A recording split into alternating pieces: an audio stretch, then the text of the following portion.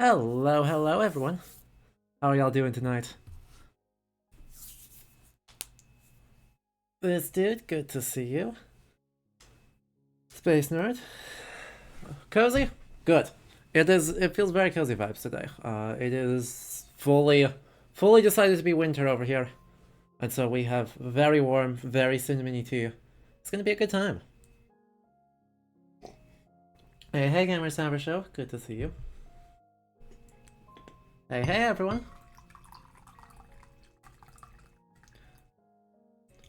So I just felt like streaming tonight, so we're gonna do some of that. I know, right? Late stream? It's weird that we're starting up so late, but I've been doing a bunch of other work today and was like, what I think with something else I'm doing right now, several something else's I'm doing right now, I feel like streaming and just talking to you guys about some museumy stuff. So we're going to do that. So here's the general vibe. Excellent excuse for me to procrastinate on life. I love it. Here's the general vibe though. We're going to be taking a look at a bunch of like digital museum exhibits today. So if you have one that you really like, you should drop a link in chat, and the mod will just check it quick to make sure it's okay, and then we'll pull it up, and we can take a look at it together, and I can go through, if I really like it, if I really don't. I've got a bunch of stuff already pulled up, but we can hang out, share some museum exhibits we think are really good. But I do want to start by just like, think about what do I mean when I say a digital exhibit? Because I don't mean, a page about an exhibit that exists IRL. Like the promotional page for an ongoing traveling exhibit. That's not a digital exhibit. That's a web page about a physical exhibit. So we're specifically looking at, things that are fully viewable online that theoretically tell a complete story. And this is an area where there was a whole lot of stuff happening about 3 years ago.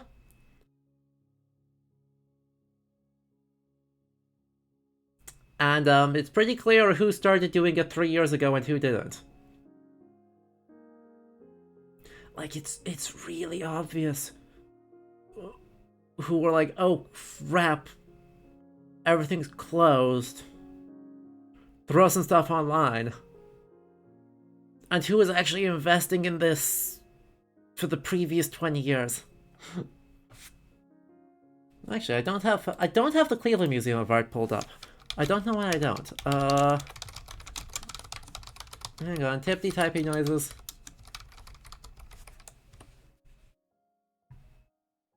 Oh, they may not have a lot of digital exhibits. They've got a bunch of cool stuff, but they may not have a lot of like fully digital stuff. They got a lot of hybrid stuff.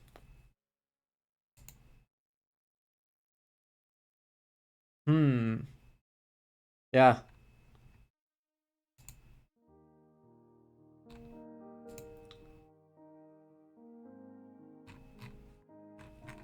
Yeah, we'll have their stuff up just as an example of the sort of middle grounds that you can do, but that is not fully what I'm looking at today. So that's fine. Oh, the link got deleted. Oh no.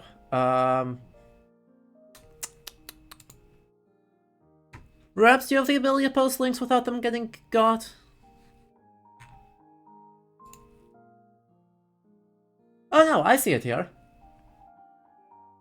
Okay. Cool. I see both versions of it. Whatever. If it works, it works. Yeah. Okay, this is another good one. Thank you, Isabel. So, we're just gonna hang out. We're gonna talk about some digital exhibits, and there's some pretty obvious. Actually, I want to copy this link and click it again later because it's super good example of one of the categories. But yeah, I want to start with just, what are some of the things I like about digital exhibits? What are some of the things I think make for good digital exhibits? So I suppose we should roll the intro and then get started. So, hello everyone and welcome to Late Night Ludo History Vibes. As always, I'm Adam, and we're just gonna have a nice just chatting stream today. No games or anything. Instead we're gonna be talking about museums, and specifically digital exhibits, which means things that they are fully online, with the idea that you can experience them from the comfort of your own home, and it will tell some sort of story in the same way that going to the museum would. There's been a lot of thought about this in the field, and so I'm going to start talking about some of the things I like and I think digital exhibits are good at, and then we're going to go through a bunch of examples and we can decide whether they're good or whether they're not so good. I don't have a tier list, but we may make a tier list out of this. Anyway, if you like that vibe, of course, and you have a preferred digital exhibit that you want people to check out, make sure you drop a link in chat here or whisper it to a moderator. And then, if you want to support the channel and haven't yet, make sure you hit the follow button. Thank you, of course, to everyone who followed while we were offline, and to KJ Max for the resubscription yesterday for 25 months. So if you want to support the channel and see more of this kind of content, you can also hit that subscribe button here on Twitch, or cheer bits, gift subs, prime subs, whatever you feel like is all super appreciated and goes a long way. Without further ado, why don't we hop over to everyone's favorite content and see what happens. Ta-da! I have no thoughts, it is fully head empty. Anyway. Let's just do that. Just for future reference. Let's just have the crappy Google Doc tier list ready to go. Anyway, what do I look for? Google Doc time. Yep, I know, right? Everyone get hype. So, what am I looking for in a digital exhibit? This is, by the way, this is not fully just me spitballing. For anyone who doesn't know, I have a master's degree in cultural heritage. I had a special focus in rare book collections and museum studies. I've worked at multiple museums for a grand total of about 4 years in a variety of roles. I'm currently applying to roles to go back to museums work, and I've got to talk with curators at half a dozen different institutions, including the Isabella Stewart Gardner, the Museum of Fine Arts Boston, the Harvard Art Museums, and Harvard University's Houghton Library, about exhibitions and what they like. So, I am speaking from a place of at least having done a lot of theory with digital exhibits. One of my professors was a former curator at the Museum of Fine Arts. So, we're not totally making stuff up, but this is also primarily my taste, and there is still a lot of innovation and experimentation going on here. Are most of these video games, or did some choose to do a documentary type thing for their exhibit? None of the ones I have up are video games. Fortnite museum exhibits are almost a completely other thing. They're a related thing. But I don't really know how to talk about them. I've really gotta just download Fortnite at some point and just deal with it and pull up some of these custom codes that will make a day of it. God, that's a tragic sentence as a professional to say. But that's the world we live in. So, I guess if you want that, let me know. That's the thing that can be done. Right now we're looking at ones that can be accessed by the power of a Google search. None of the ones I have pulled up are,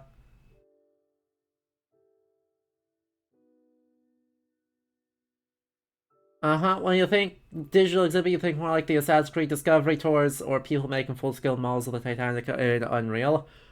Those are both very, very good examples. I,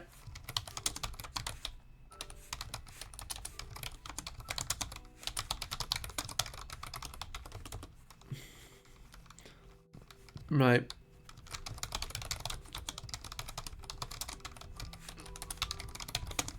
Discovery Tour, Unreal slash, something like that, right? But these two end up kind of being related because they're both epic, right? What is it? The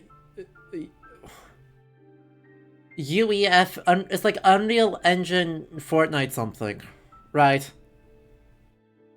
It's UEFN. Yeah, Unreal Editor for Fortnite. Right, this is the thing where there's a shocking amount of stuff happening, and I have not been brave enough to fully dive in and take a look at what sort of heritage sector stuff is coming out of Fortnite beyond Luke Renard's Holocaust exhibition. I know that exists. I haven't had a chance to go through it. But that's like the only fully museum-y one that I know for sure. Anyway. So, in some ways saying what's a digital exhibit is also asking what does an exhibition try to do? No, Titanic Honor and Glory? I have not heard of this.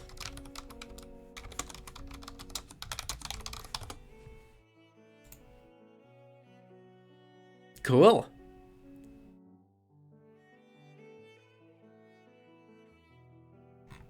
Hell yeah.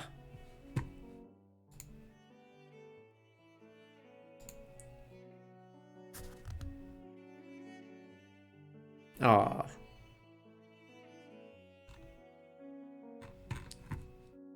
That's extremely cool. I'll have to reach out to them, see if we can take a look at that, because that is a really cool project. I did not know they existed, so that's exciting. Anywho. In some ways, it's easier to, like, define a digital exhibition by what it's not.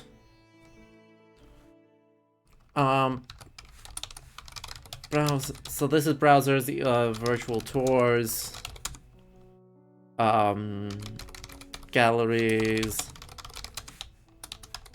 Google, arts and culture, stuff like that, right? What it's not, it's not a catalog, right? It is not just, here's everything we happen to have, go have fun.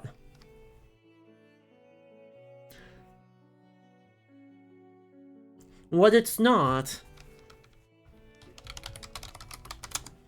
is a marketing webpage. Right? Like, this is not just, here's our physical exhibit, let's have a webpage about it. Go, here's the link to go buy your tickets to go in person and see it. That's not a digital exhibit. Even if it has highlights of the exhibition, that's not a digital exhibit.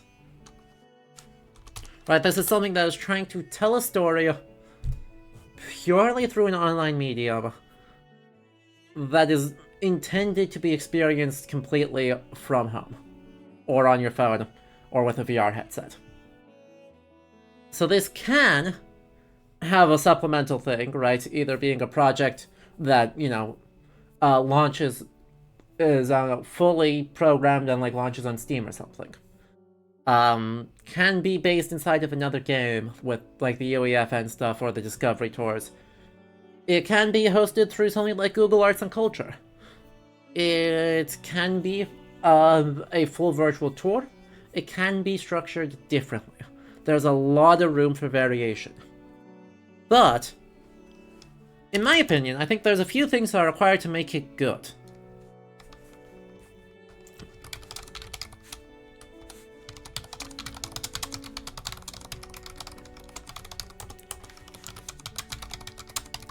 right?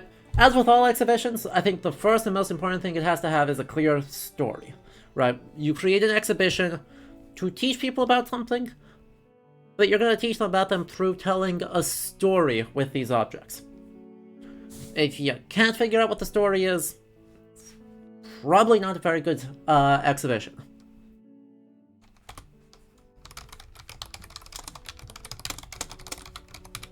Thing number 2 it needs: high quality digital images of the objects.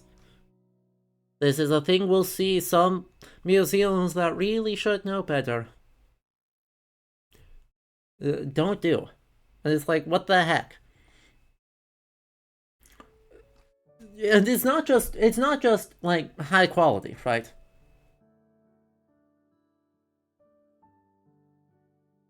Like a high quality thing is like, 1,000 pixels across. No. Right, this should be like publication quality, ultra high resolution digitized images. The highest file size that the museum has should be used on this exhibition.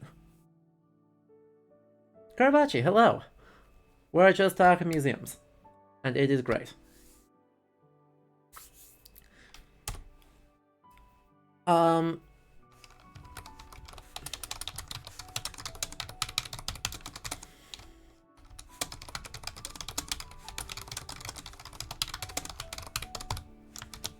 This is a spicy one, but like, I think you wanna have some way to either view the catalog, to request objects, to look at them yourself, to encourage people to transition from being online to, if possible, come see us in person and look at these things that you have seen online. So a 640 by 40 JPEG from 1997, only if it's been run through 7 layers of reposting. Right? I need to see the pixels.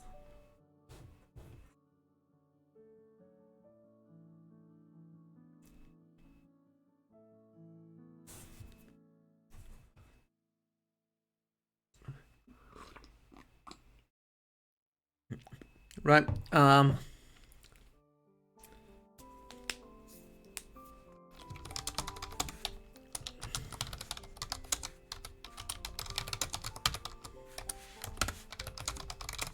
thing number 4 it needs: good accessibility options.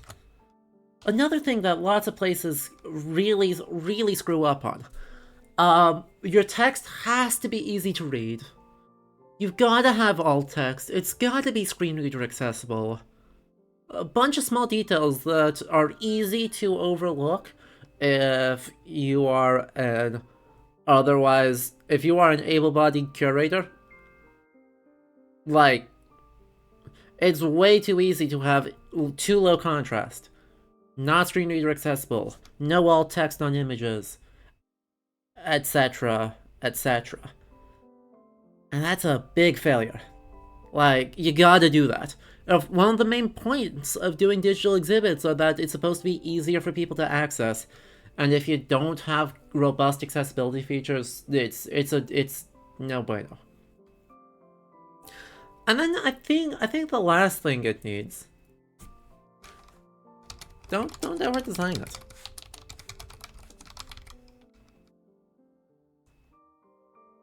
Alt text, do I mean image descriptions? Yes, I mean plain text image descriptions. It can also write easy to read links that describe what page it's going to link to, rather than just giving you a URL. So, right, alt text can exist for more than just images. But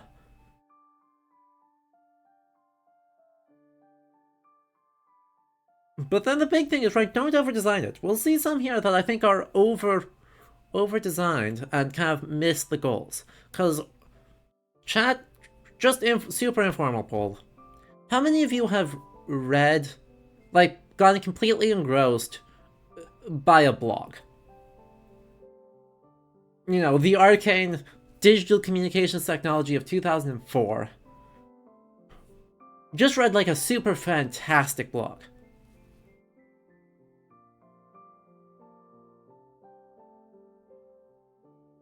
Me. I super have. A few?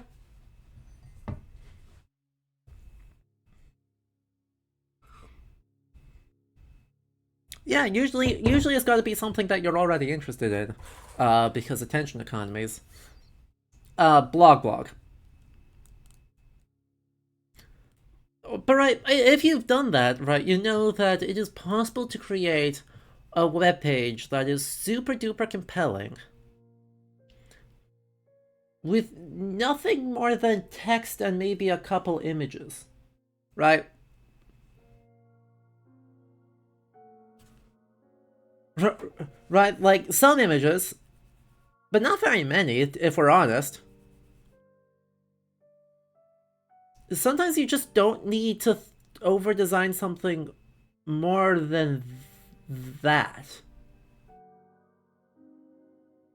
So we'll see a lot that get it like it's very easy to be like, oh, we have to like use cutting edge 3D rendering technology and photogrammetry to recreate things in order to create a compelling digital experience. Like, no, you don't. Right? Spending that money, those resources on your label editing is gonna typically end up creating a better exhibit than spending it all on technical features. Why don't I show you an example of one that I think is just garbage? I love the premise. I think it was a good idea. I think they borked it. Do you want to guess what Do you want to guess what museum that really should have known better completely borked it?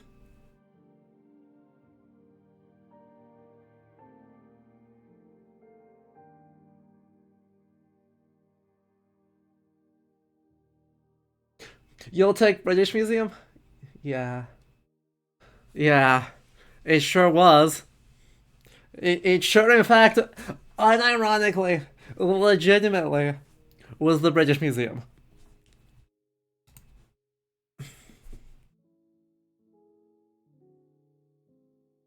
They put their Egyptian gallery with the actual literal Rosetta Stone, right there, on Google Maps, Street View.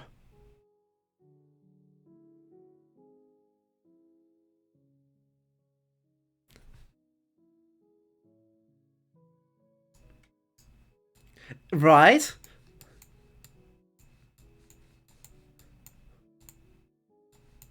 There it is. There's the Rosetta Stone.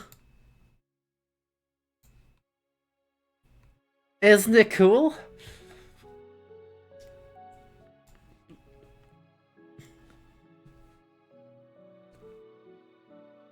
Chat, do you know what the problem is that I'm having? Do you, do you know what the problem I have with this is? There really is only one.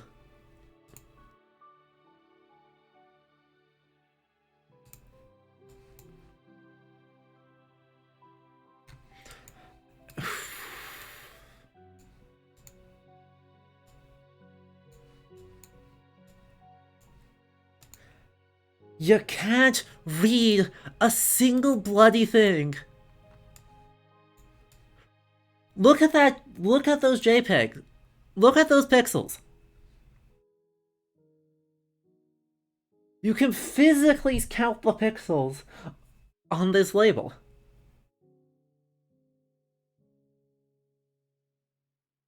The amount of JPEG artifacting.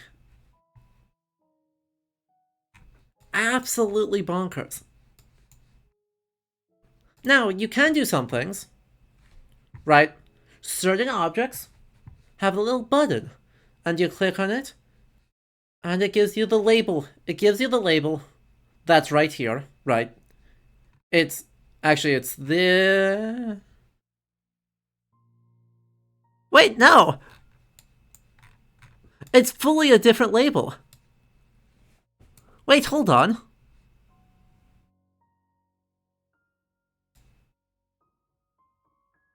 That's hilarious. Uh, cool, cool. The label IRL and the label on Google Arts and Culture, not the same label. Incredible. So it also then gives a link here to the Google Arts and Culture page for the same object.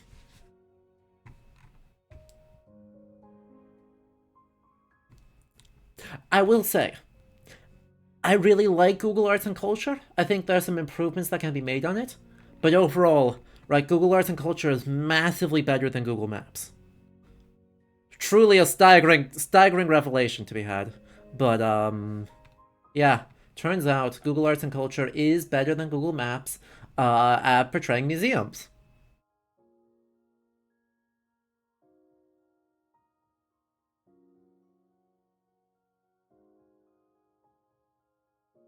But hey, it's got good accessible metadata. It's got a link to the collection. It's got a nice label. Well, actually.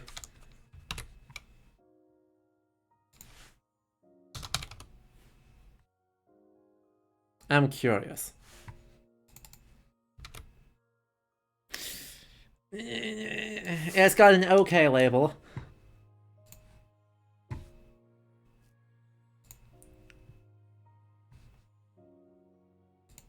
But, you know, it exists. I think it's real freaking oh, yeah, no. I think it's real funny that they don't have one of those for the Rosetta Stone. Right, they've got the little blue dots for some of the big important artifacts, and the Rosetta Stone is not one of them. Fantastic. Adore it. Oh yeah, by the way, you can do pretty much the entire British Museum this way. Right. I will say, the huge success, right, overall huge success of the British Museum, should be over around there on the second floor. Can I get up to the second floor? I can no longer get up to the second floor. Dang nabbit. I had a good idea.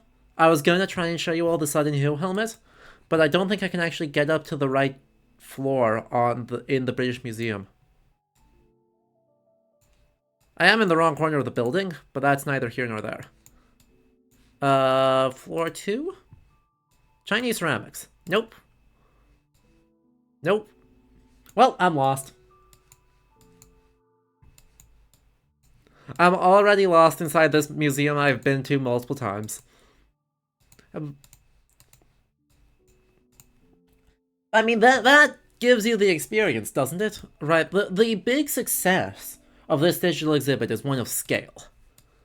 That, not quite, but basically, all of the British Museum is in here. You can wander through and see the layout of just about everything that's publicly viewable at the time of digitization. Except their special exhibits that they want to charge you money for.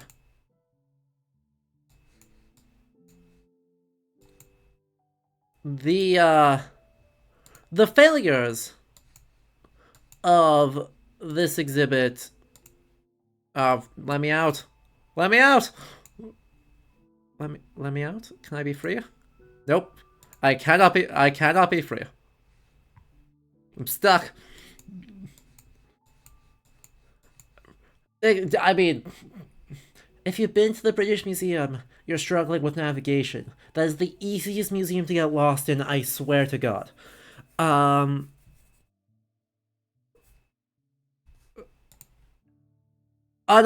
the entrance is a JPEG.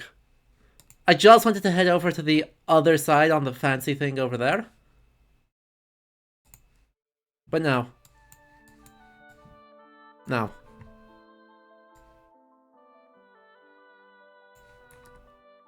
Upper floors, help me out. Nope. Fully nothing. Right. So like their temporary exhibits are typically I don't think are included in the digitization. Uh, a lot of their other materials, like, gosh, Basement one, Anthropology, the Islamic world ones. Yeah, okay. If you're like, hey, this place is dumb, this is like, okay, yeah, here's a great example. Here's a great example, right?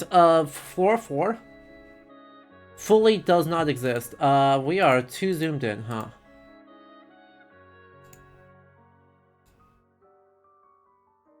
If we zoom out a little bit, you'll see it. Right, we go 1, 2, 3, 5. Floor 4 is always just changing displays and their prints and drawings galleries, which also rotates. When I was there last summer, it was copperplate engravings from the court of Rudolph II, which ruled. But since it's all rotating stuff, guess what? It's not included in the Google Maps tour. Which is, fine because it's, 1, 2, 3.5, 4.5, 5, 6, 7.5 floors of material as it is.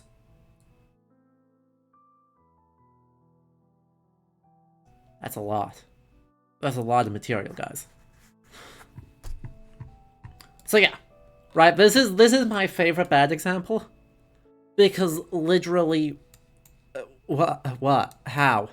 How am I supposed to get anywhere, do anything, navigate this space in this digital exhibit when I just kind of warp random places?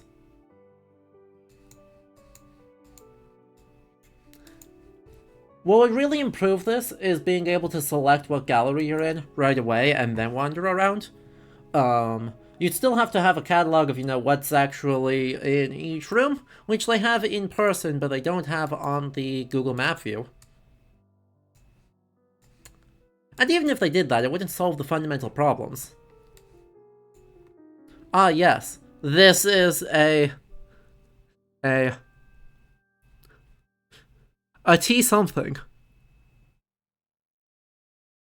I think it's 3 athletes. I think that says 3 athletes, but I couldn't honestly tell you.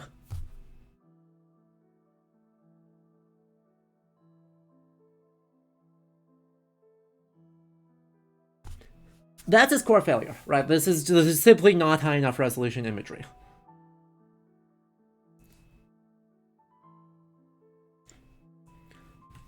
It's simply nowhere near high enough resolution to be able to actually communicate the information. So, right, what is this actually designed to do? I said that in a very annoying way, but if we actually think about what this is designed to do, this is to communicate how much stuff the British Museum has.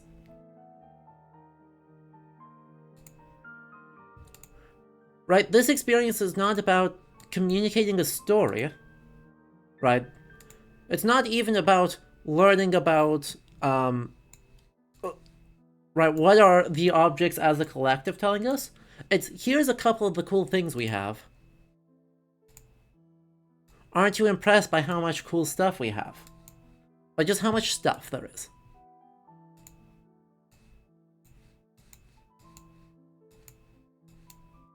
It's ours, we licked it, no takesy backsies. Exactly. We've got so much stuff we can't even tell when a senior curator is stealing it. Bruh.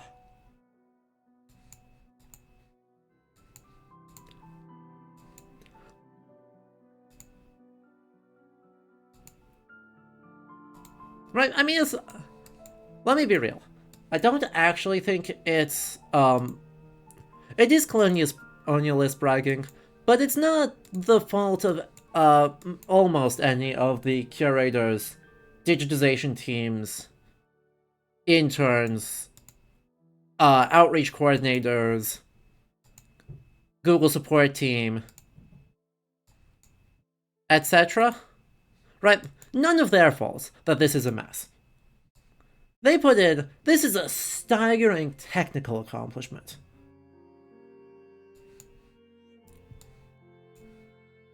It's just fundamentally, this is poorly conceived, kind of rushed out the door, and doesn't actually accomplish any specific goal. Right? A much more, frankly, much better thing that they do are their virtual galleries. Now, admittedly, these are not fully digital exhibits, right? A virtual gallery here is not a digital exhibit. I don't think. Right, this is a collections highlights page. And so they literally have it as, you know, here are some highlights.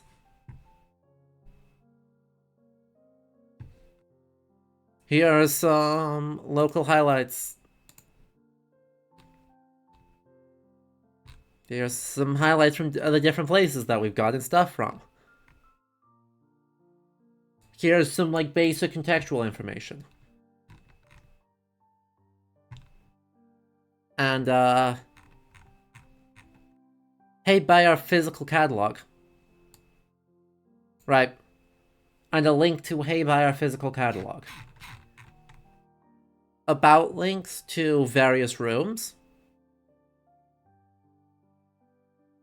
Various exhibits. Right, this is much more a marketing page. To say, hey, here's some of the cool stuff we've got. Even when we don't have this on view, here's some of the cool stuff we've got. But, like, is there a story that gets told from this? That's the core disqualifying thing for me. Right? They can be like, hey, here's a handful of things, and an ability... Actually, it doesn't even have an ability to search the entire collection. It's fully missing it. Right, you can click on individual ones, and you can get to the collections page from them. There's our collection search page. It gives us our accession number, which is awesome. But yeah, this is just like, it's a collections page, which are important. It's just not a digital exhibit. I'd still take this over this.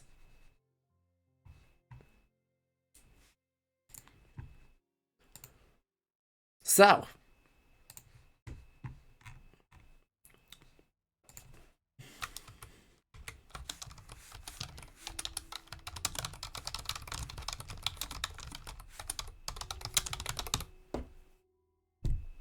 that's what we call a low-tier entry.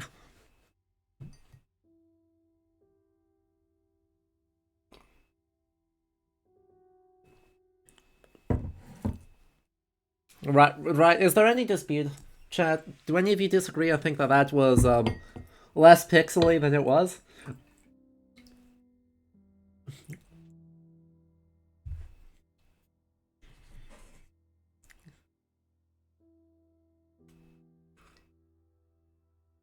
Like, that was pretty pixely.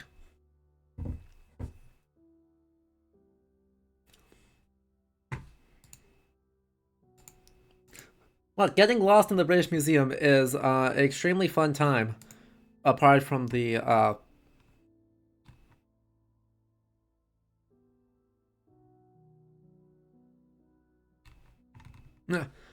will say they do have better audio resources. Like these are better. Right, the interactive workshops are overall better.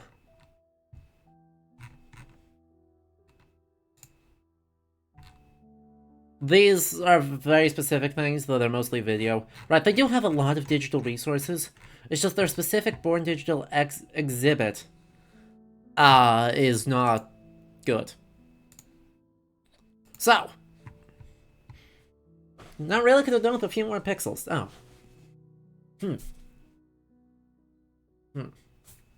Well, I mean, that can be fixed. The next category, and this is a category, a bunch of places use the same Matterport. Like, there's a bunch of places, right? This one is Matterport. Which one did we have? Was the one that Isabel you sent is based in Matterport. I think this one is also based in Matterport. Yeah. So, there's a few here. We can click through them. They all basically do the same thing. This is from the National Gallery of Art in DC.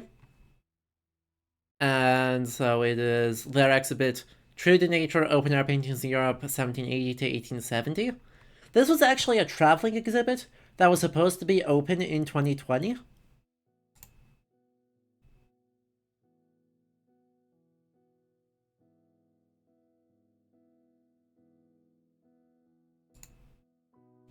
And so this was kind of their, for lack of a better word, solution.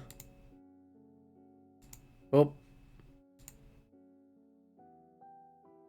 The video has been removed. Oh no! That's rough. Okay. That's important. No, this is a great example. No, this is a great example of the risk.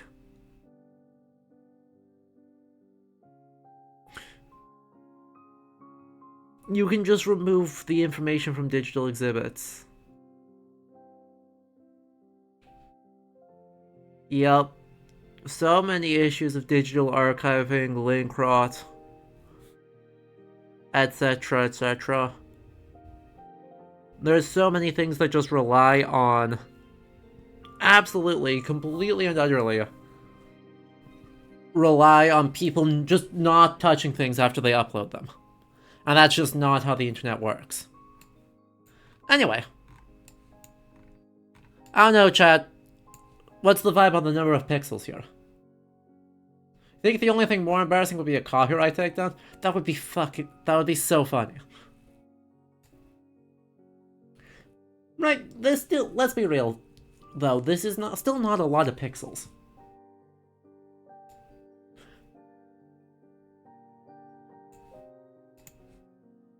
The difference, the core improvement.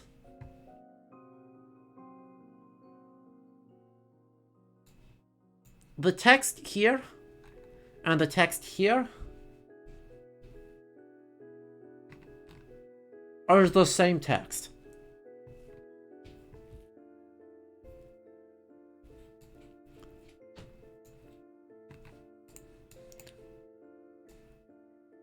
And as you go through, right, boop, boop.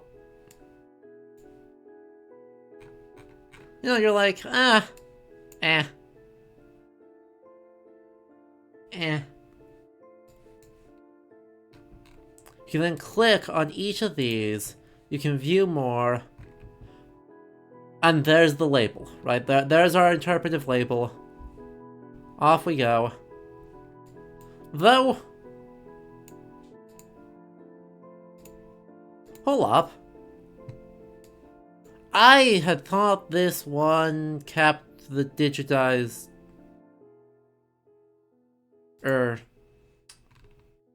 Huh. Okay. Okay. Wild. So that's a pretty big miss. You see this, you zoom into this, you're like, wow, that's really tiny. You click on it, and you're like, oh yes. Raymond Monvoisac, French, 1790 to 1870, view of Castel Sant'Angelo in Rome, seen from Ianiculum Hill, 1821. Interpretive label.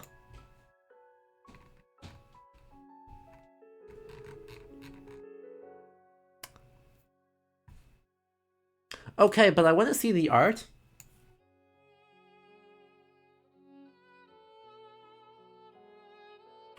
Just a tiny problem, National Gallery of Art.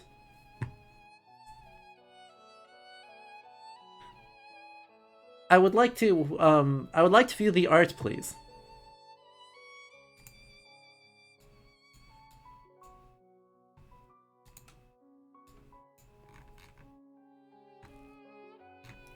You know what the National Galleries of Art's response is? Screw you, here's 3 pixels.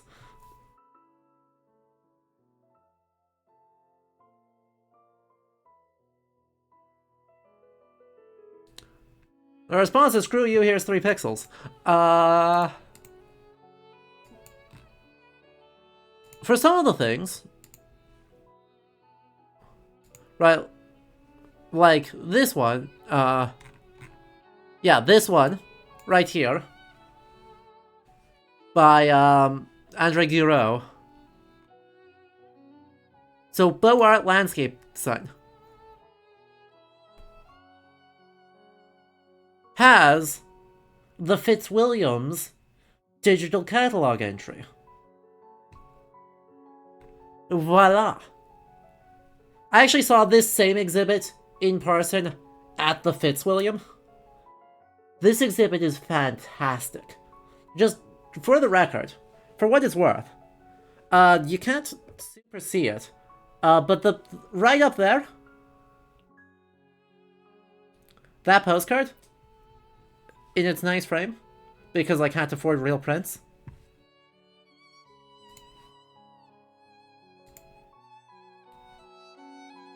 is, well, that didn't quite work. It is this piece of art, which is from the Fitzwilliam, or owned by the Fitzwilliam, and is just one of the most utterly incredible nature scenes I have ever seen.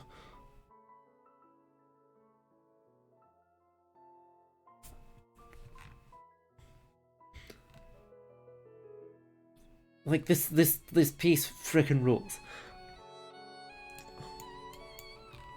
This whole exhibit freaking rules.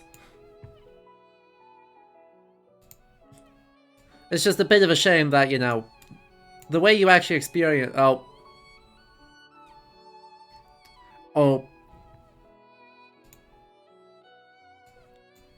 The way we largely get to experience, this is through a very small browser window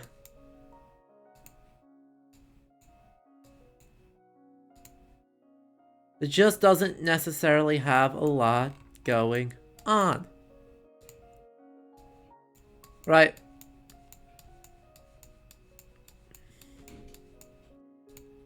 There's just... it's tough. Microtransactions in my virtual tour is more likely than you think. New job on the horizon? Sadly, lots of applications. But, lots of applications thinking about exhibitions. So I wanted to talk through some ideas on exhibitions with you.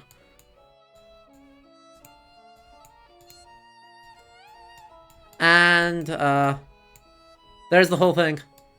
Congratulations. We went in a loop, there's the whole thing. Now, we'll say, not everyone that... National Gallery of Art, which you'd think would know better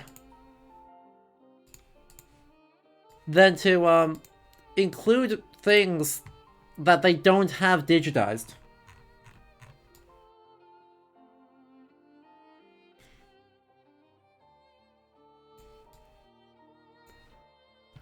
Like, let's be real, this is a utterly tragic way to view an utterly amazing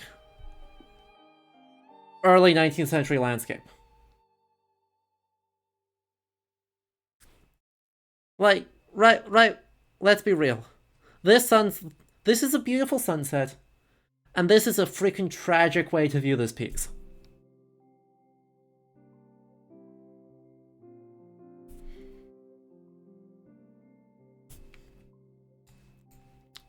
But at least you can read the labels.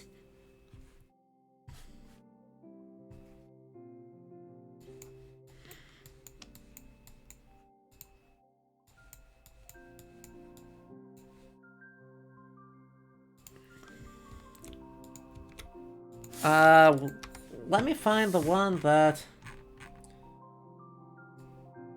I want to see if this one does it better. Firstly, this is a full screen. Second, this is an equally large, or actually significantly larger thing. But right, we were just talking in the Discord before stream, with... We are a little bit speedrunning museums. We're speedrunning museums that try and have digital exhibits. Like, if you're doing an exhibit IRL, that's its own thing. That's its own skill set.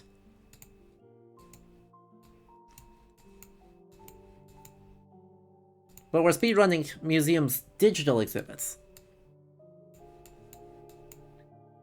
I wonder if you do the thing. The coach of Philip II. View more. View more? Tell me that's the catalog. Tell me that's the catalog. Yeah! It's the catalog!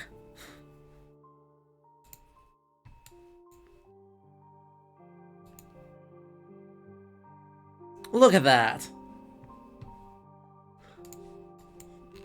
Huge. Oh. The virtual lab video. Oh, a little bit of screen tearing, but that's fine. It's got the catalog entry. It's got the catalog entry. It's got a catalog entry. Right, firstly, these are just much larger. Right, these are just for much larger objects. But then it takes you straight, has a direct link to the catalog entry, which doesn't have a hugely detailed image. Like, let me be real. This is not a particularly impressive digitization.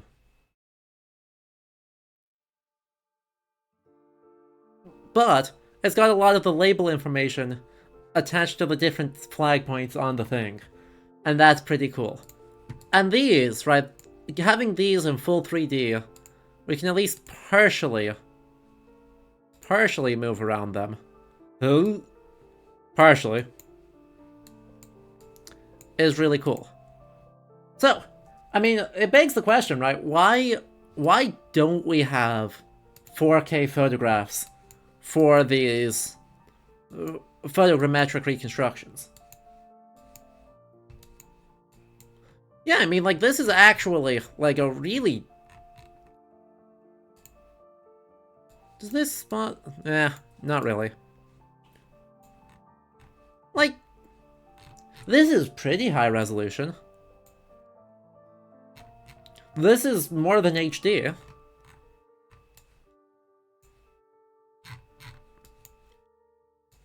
It's just not... It's not 4K. It's not 8K. And it's nowhere close to real life. And right, part of the reason why we don't have these ultra high resolution constructions is, of course, who's gonna host that? Pink dot? Pink dot. Oh yeah. Oh yeah. Give it to me.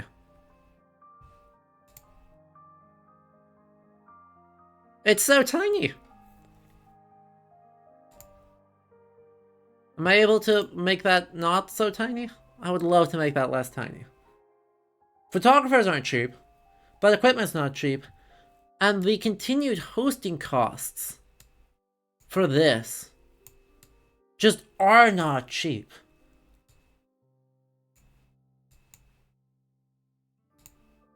I can pop it out, yes.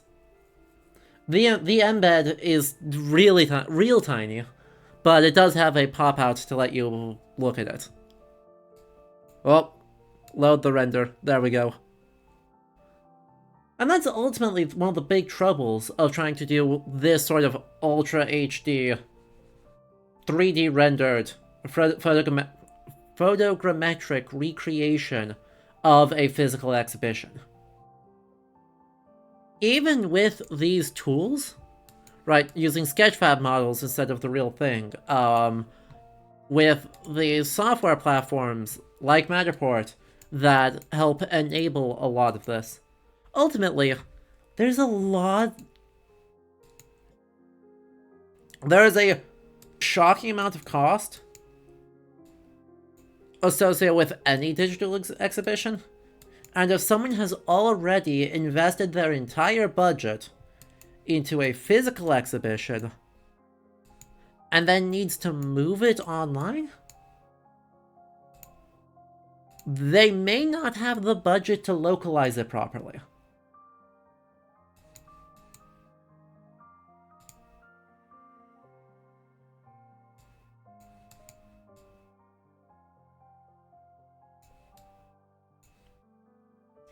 As a matter of fact, you can basically promise that they don't have the budget to localize it properly. Right? Because this one also, right, this one has the exact opposite problem that,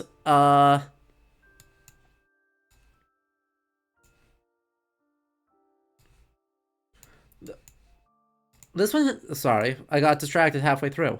This has the exact opposite problem as the National Gallery of Art's Matterport has. Y'all got any more of them pixels?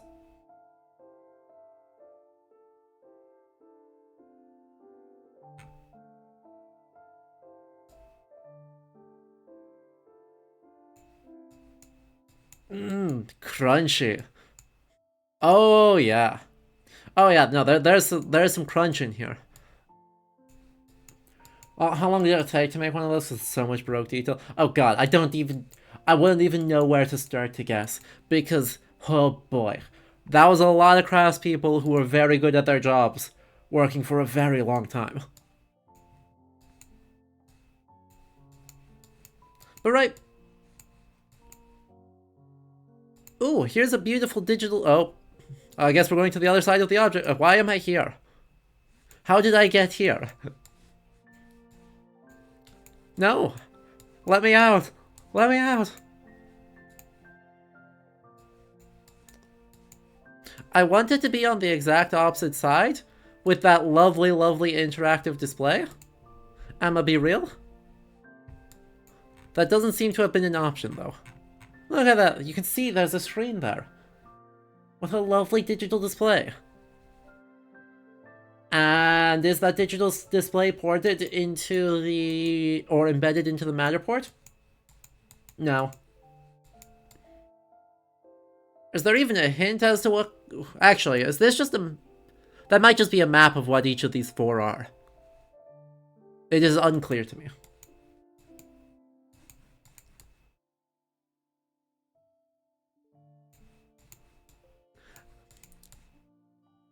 If that is a digital display, the content was not ported. If it's just a map, it doesn't need to be ported.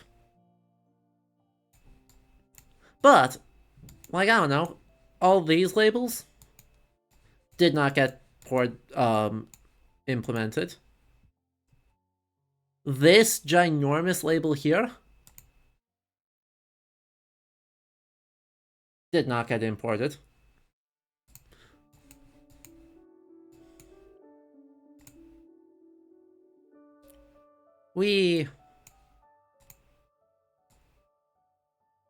Clarence?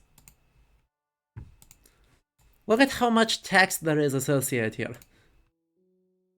And there's no... At no point does any of this work. Have you worked in museums? Yes, I have.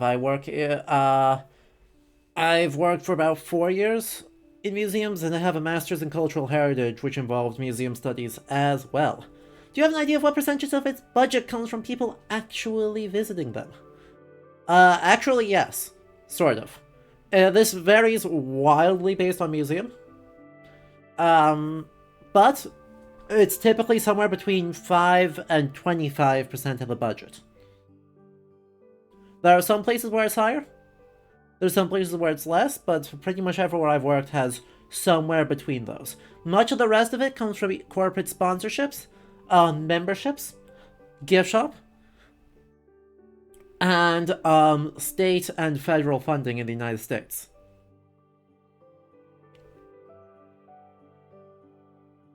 Museums try real hard to not operate at a loss. They sometimes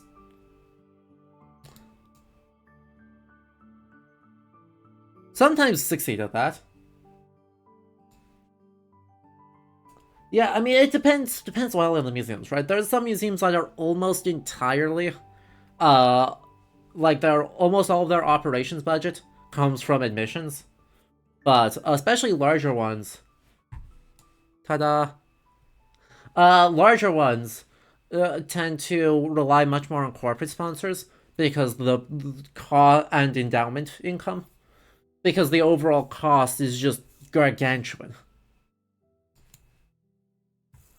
Right, when your operating budget is over $100 million per annum, it can be real hard to make that up. Right, admissions simply doesn't cover it. It's an important part of it. It's a super important part of it.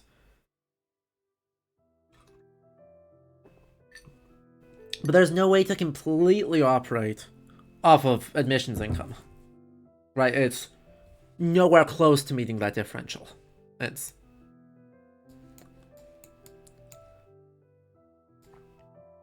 But yeah, these are lovely, right? Between these two, right? I think between these two, it kind of shows the potentials and the pitfalls. Yeah, I know a few smaller local museums are part, like, county state budget. Yeah, well, it depends wildly on the state. Like, New York spends a lot of money on museums.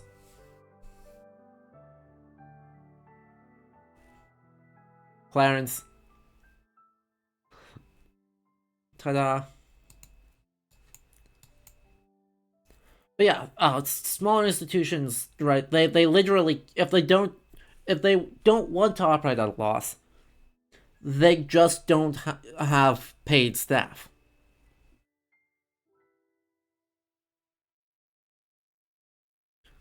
Right, there's tons of institutions that have 2 to 3 paid staff members. These are both historical societies, special libraries, local history museums, etc. Right, there's tons of places that have like 2 paid staff.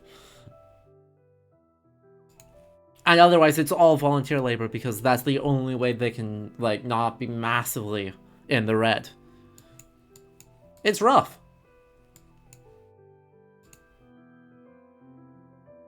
And it's rough because there's a lot of people getting squeezed who rightfully feel excluded from big, expensive museums because they're getting squeezed. But the museums themselves are also, for the most part, getting squeezed pretty hard. There are exceptions. Just a heads up. You can look up most of the tax information for any cultural heritage nonprofit extremely easily. It's a good way to feel real bad about some things.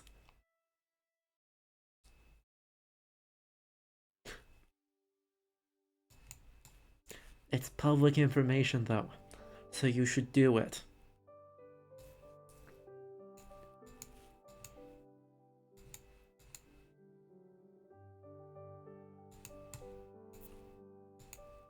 Okay. Anyway.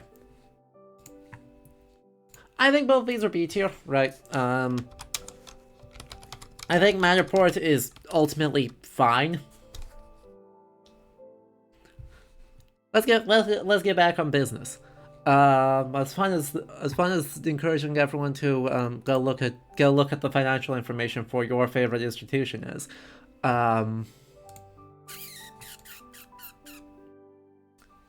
that's not theoretically what I said we were going to do today.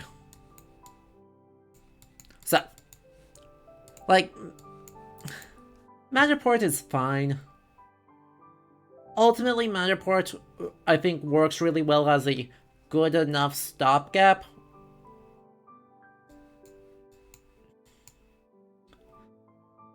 And if we're whispering, also go to local government meetings and let them know you want them to invest in these institutions. Yes, please do that. Please do. That's really good advice, so you should all listen to Liquid History.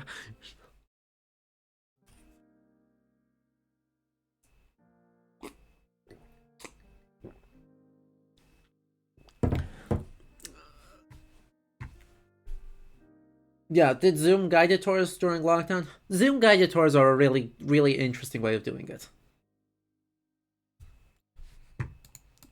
Um,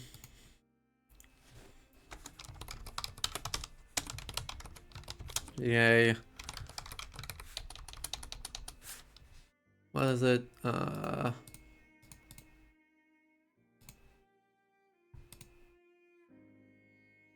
I've fully lost the sauce. National Museum of Coaches. There it is.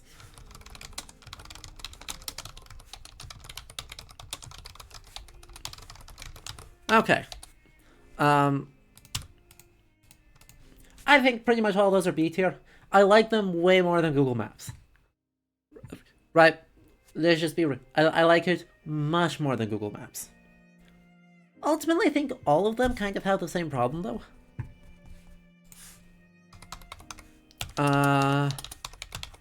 Museum virtual tour. This is another example of it. Masterpieces up close. Right. I think this is not through. I think this is custom rather than Matterport. But it's ultimately the same thing, right?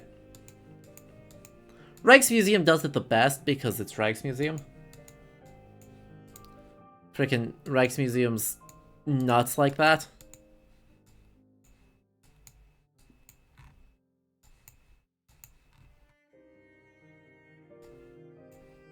I mean, look at how much resolution. They almost have enough resolution to read text. Almost. Hey, Faith! Almost.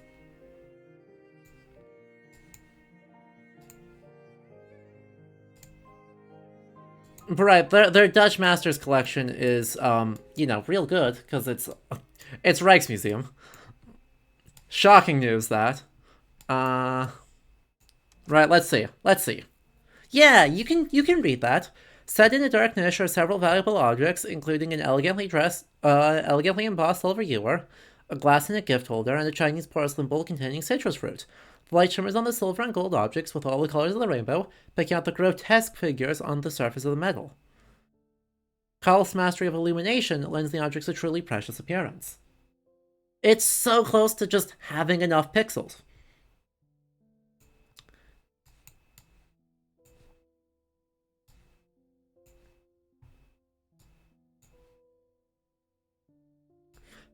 But look at how comically high resolution the photography has to be.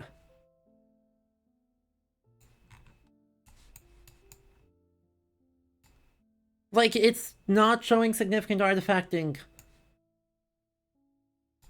with the camera here pointing up at this.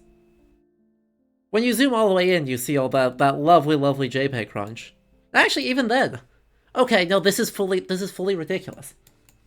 This is fully a dumb amount of pixels. Right? Let me zoom out again.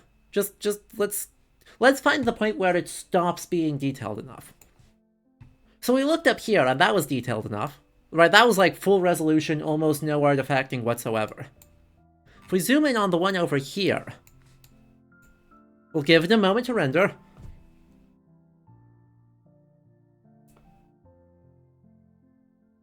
Hello?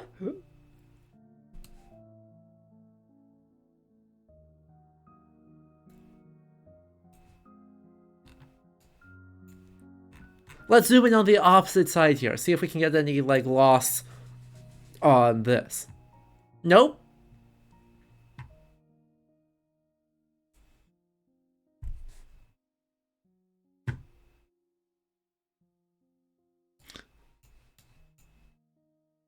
This is a higher quality image of this one than a much closer image at the National Gallery of Art. Yeah, I mean, the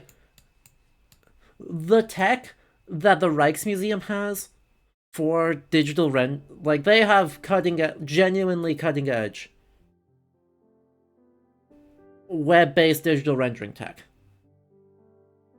We're going to come back to the Rijksmuseum at like the end of this stream because they have my literal favorite digital exhibition ever. This is not my favorite digital one ever. But the Rijksmuseum also created my favorite one ever. And so we'll be coming back to it.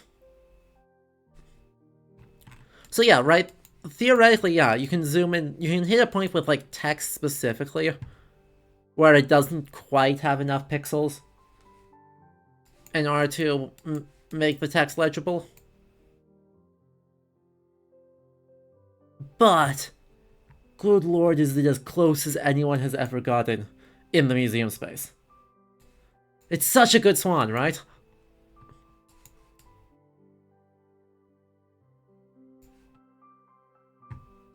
Jan Asalain is, I believe, how you read the... I believe that's how the Dutch is pronounced. It's just an incredible swan. Oh, by the way, the other thing they've got...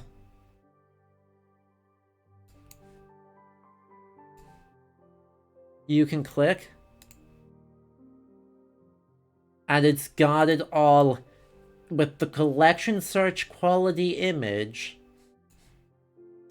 and the label transcribed in an e-reader friendly format. Just as a by the way.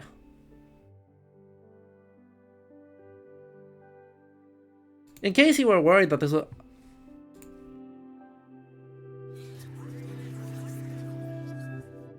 And if you've ever seen an angry swan, you'll know that this painting isn't exaggerated. She's life-size and fearsome, partly because our view of her is from below. And they hired a voice actor to narrate it. Beak squawking. The dog swimming up to this swan's nest from the left is sure to turn tail and flee. Looking at this piece, you'd never guess that this was the only animal painting the artist ever made. Asseline's true speciality was landscapes suffused with warm Mediterranean light. Light is also important here, coming in from the background to illuminate the thundercloud and the swan's white coat of feathers. Around the wings, these appear almost translucent, deepening to bluish grey where the sun does not reach. Swans were regarded as symbols of purity, while the dog here represented evil. That is until someone else came along and completely changed the scene's meaning.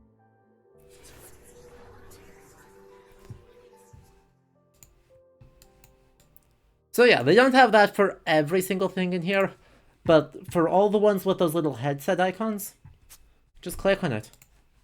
There's your accessible version. If you thought the other one was high resolution, this is, I would estimate, probably 6,000 pixels across.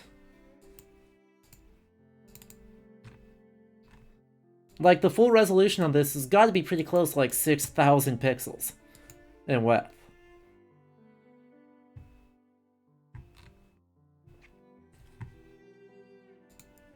I wonder, actually. Am I able to get the... I wonder if I can get the exact dimensions on the download.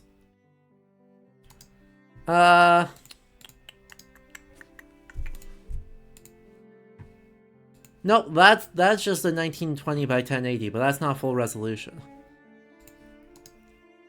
I would love to inspect...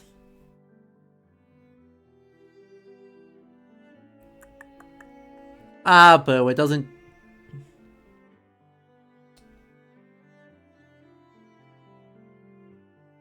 Okay, yeah, so it blocks...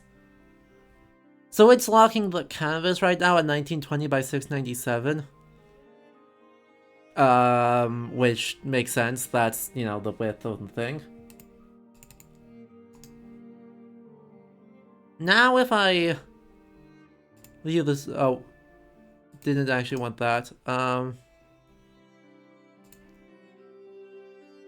No, it still doesn't say it. Boo.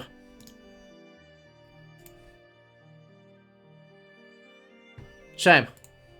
Sometimes you can get that information, right, on what are the dimensions on the full resolution of the bloody thing. But, like, you can see, I don't have a small monitor here, and this is like 4 monitor widths, 3 or 4 monitor widths long, as far as it can zoom. It's ridiculous.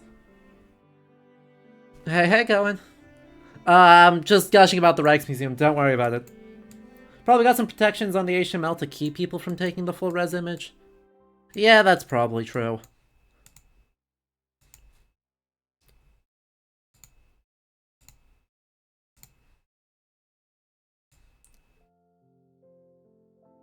Also, yeah, the night watch is fully locked behind several rooms. Makes sense. It is Rembrandt. So yeah, ultimately, right, I think Rijksmuseum's... Right, how do you even say this?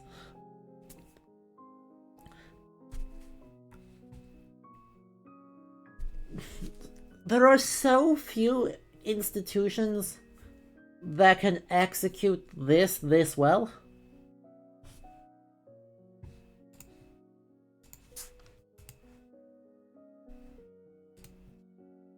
Chat, what do you think? Is that an A tier or an S tier digital exhibit? I think it's borderline for me, because fundamentally I don't like the layout, but they executed phenomenally. S, fair enough. Right, typing is hard. Typing Dutch is more hard. Sorry, Wolfie, I know you're watching the VOD. Masters Gallery. Cool. Old Man Yelling, thank you for the follow just now. Glad you are enjoying. So yeah, right, ultimately, the sheer size of gulf between this and this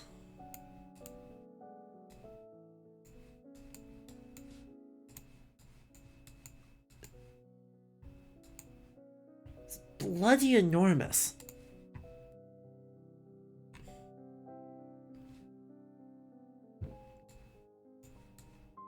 Right, they're fundamentally trying to do the same thing. Right?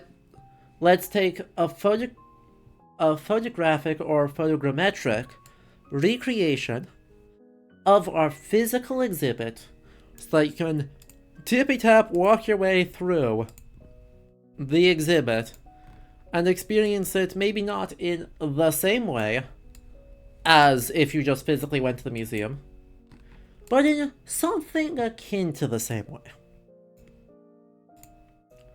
Right? Something in the same vibe.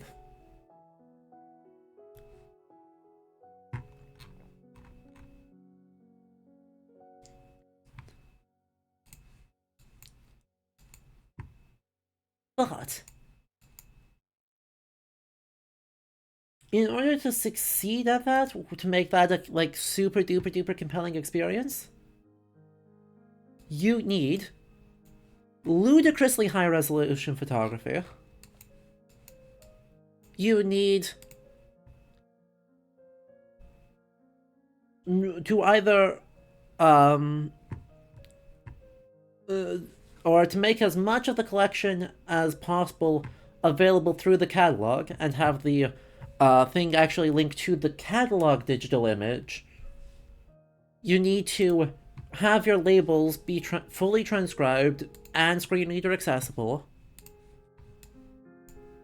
And you need to either have some sort of video tour or have audio guide descriptions that provide additional, or actually in this case it's literally the same information, it literally guides your eye through what this label says is important by moving around through there.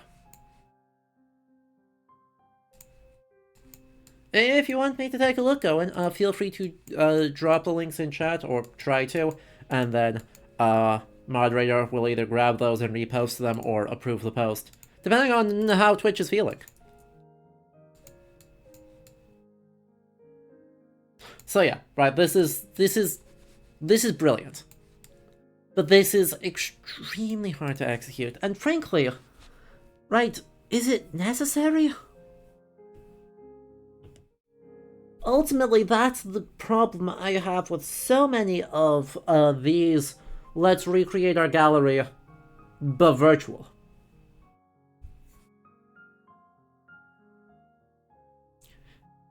Is walking through or jumping around within the gargantuan, empty, neo-medieval hall of the Rijksmuseum Dutch Masters Gallery better than just having screenshots?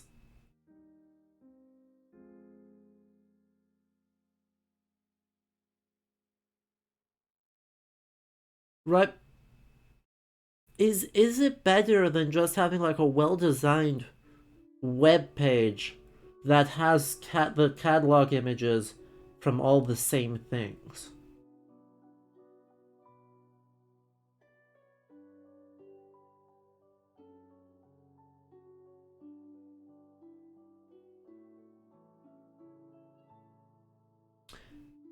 I'm gonna let you all sit on that, think on that. I need to stand up and stretch and use the restroom, so we're gonna throw to an ad break while we think about that, and we'll pick up there when we return. Okay? Voila. And don't go anywhere. I'll be back in just a couple of minutes.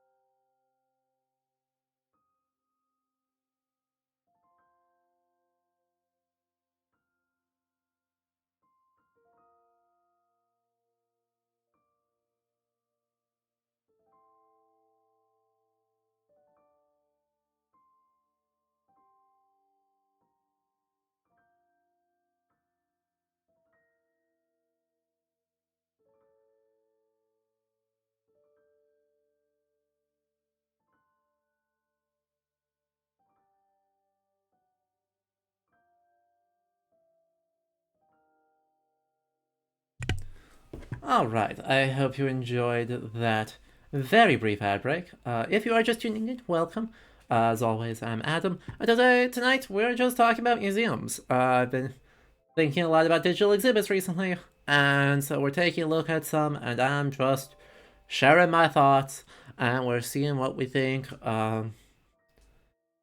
makes good ones, right? What makes them good? What makes them dubious? But what seen already an extremely impressive one. So let's catch up on chat, see where we're at. Though, of course, if you do like this and are just doing it, first say hello, because it's more fun when everyone's participating. But if you want to support the channel, make sure you follow, and you can do what like Going just did. Subs, give subs, shared bits, all that jazz. Just help out the channel. So if you want to support us that way, you can do that, or you can head over to patreon.com/LegoHistory, where you can support us for as little as $2 per month. On that note, Going, thank you for the gift sub to Solaria. Solaria, I hope you enjoy the emotes. Anyway, catching up. Do appreciate the sort of style of things we were looking at, which are the physical galleries recreated virtually. For kids who grew up in like an isolated area, couldn't really go on a field trip without traveling in extremely long ways. There's local museums, but they're fairly small and also very few. And that's very fair. Same here, you grew up in small town Southeast Texas, the only museum you had was more of the place for the two rich assholes who owned the town for 3 generations back to store all their antiques. Yeah, and right, to answer the question of is it better than other styles? I think the answer is quite clearly, it depends. It's a very valid answer, and I think for some styles of museums, it works really well. It's possible to over-design it, or kind of rush the design of it. I guess, actually, that's kind of the bigger concern, right? If you rush the design of this physical recreation, my sense is that it is worse than just a webpage. Right? If it's not high enough resolution, if the objects in it are not being linked to high resolution digital surrogates, if you improperly or incompletely transcribe your text labels, if basically all the things that would kind of ruin the ability of the exhibit to tell the story if you did it in person, if they happen to your digital exhibit, it still hurts the ability to tell the story. If your embeds break, all that stuff. So if you execute it badly, it ends up being pretty oof. But if you execute it well, it does something like really technically impressive, and it seems like emotionally resonant, right?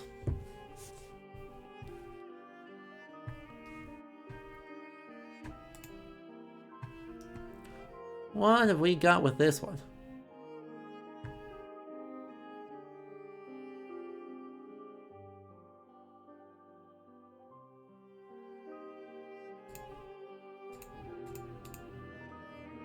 Oh, fascinating. Okay, so we've got music. Oh boy. Let me kill this music. And let's hop back into Song of the Ancients. You're gonna have to wait for a moment. We're gonna have to wait, because let's hop in, because Going just posted one, and it's got void noises. Happy void noises, everyone.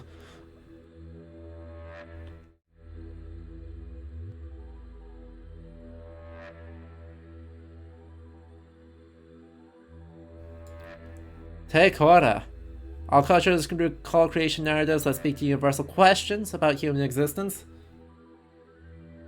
The Maori creation story is the oldest philosophy of Aotearoa, and articulates the origin stories that Maori still call and observe again. This begins in the state of Te Kora,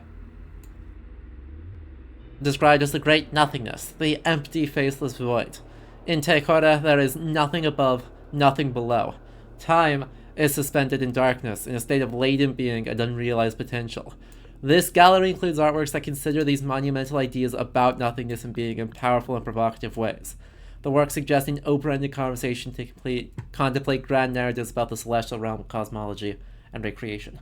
God, no, so let me hit you with that real quick.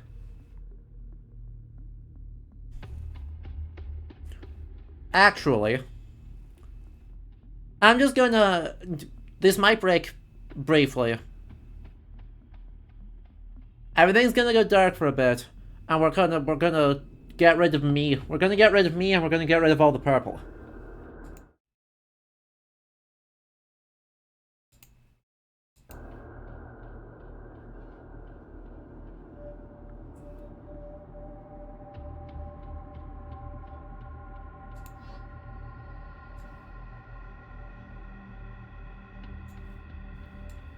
Okay, you can still actually hear me. But, oh yeah, this is the good good. This is the good good right here.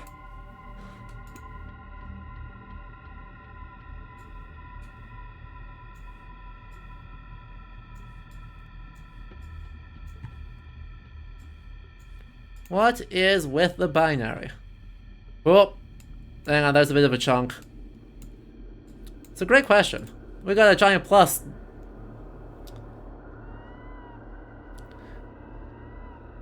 I am not I. European philosophy, science, and Maori creation narratives collide in these works by Peter Robinson, which wrestle with the existential ideas of being, time, and space. Universal narratives collapse and expand through the layering of culturally specific references and symbols. The numbers 1 and 0 mark presence and absence in the globalized digital language's binary code, and read together become 1 and 0 become Io, the faceless supreme Maori god who lives in the highest heavens and holds the knowledge of the order of all things. Yeah, the cut from black to white there was a little bit of oh god my eyes.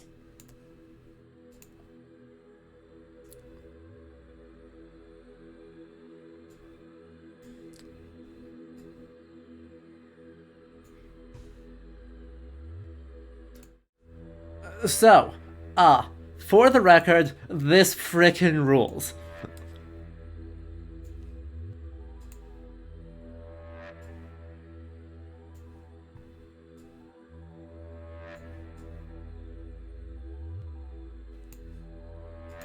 I just want to click around for a little bit to see what some of the stuff is that there is to see is.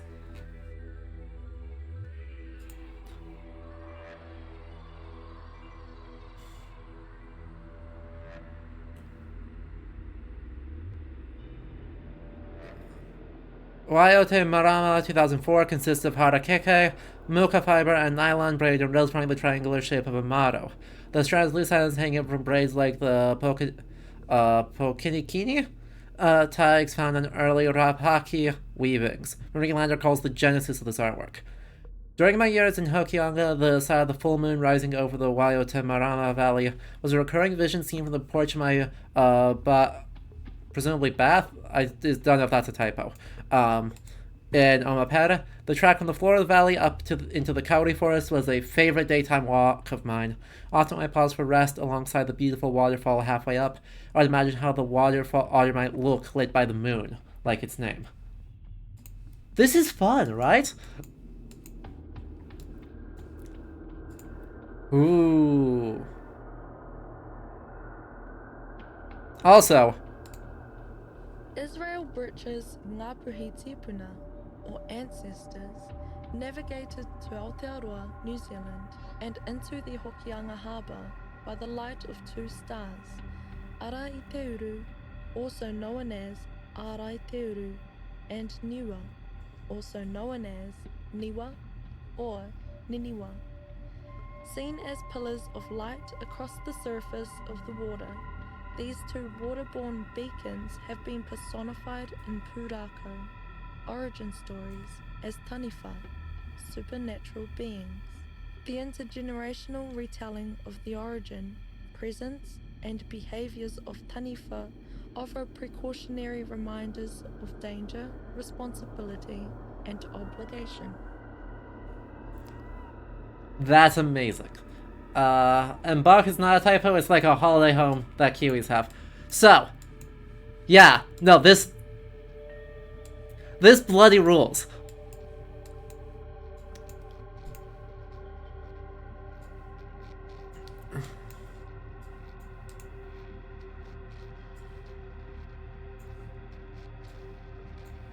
Fucking, you fucking love this. I love this too. Let's get through this, but then I'll try and sum up thoughts, because I just want to enjoy the vibes a bit more.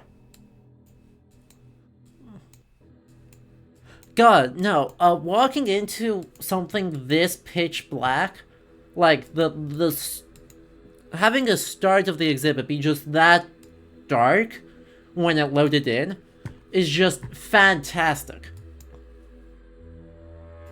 Immediately does a lot.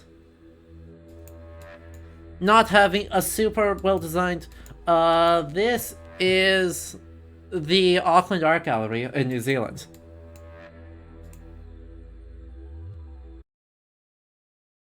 Oh, hey. Ooh, different music.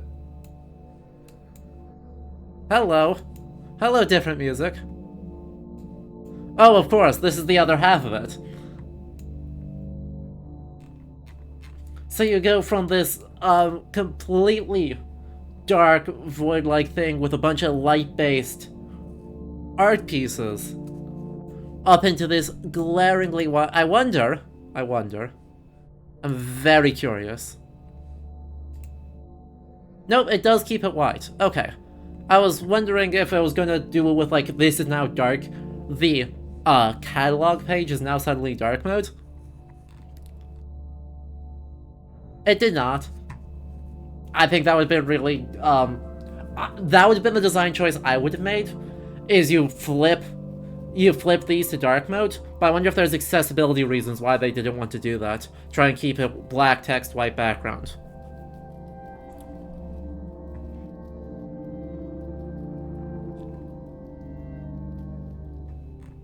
Yeah, no, this is... So the physical exhibit has already closed, but this is the whole exhibit. Yeah, I mean, it's unfortunate that it's closed, because I would love... I'm never gonna make... I'm a very long ways away from being able to travel to New Zealand. But goddamn, I would love to see this exhibit if it ever ran again.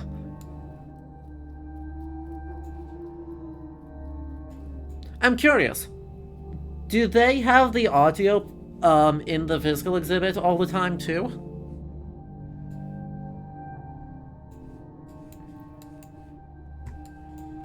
Ooh. There's another door. Hello, door.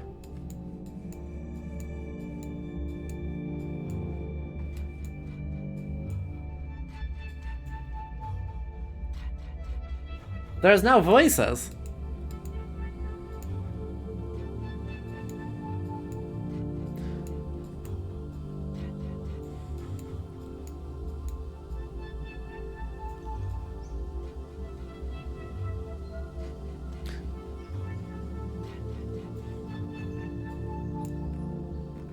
The turning of the day to night.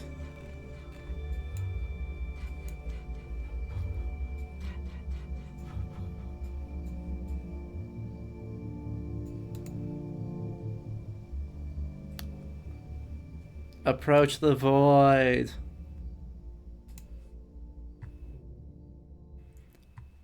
Atapo.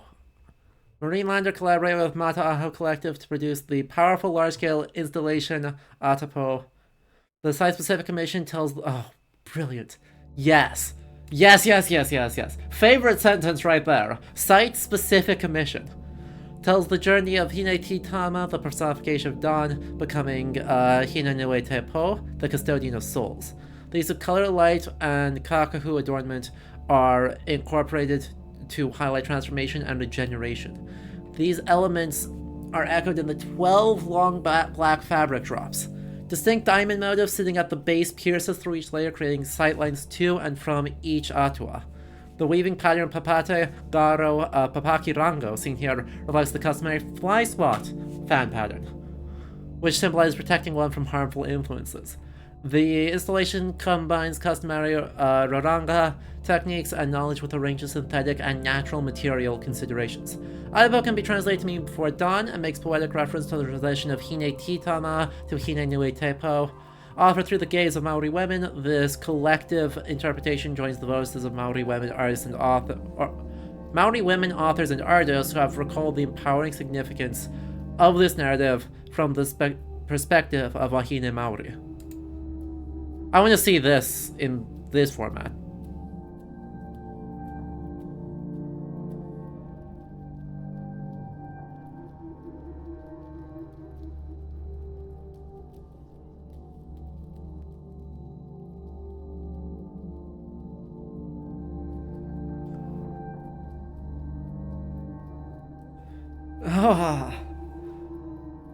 Oh, God, that's cool.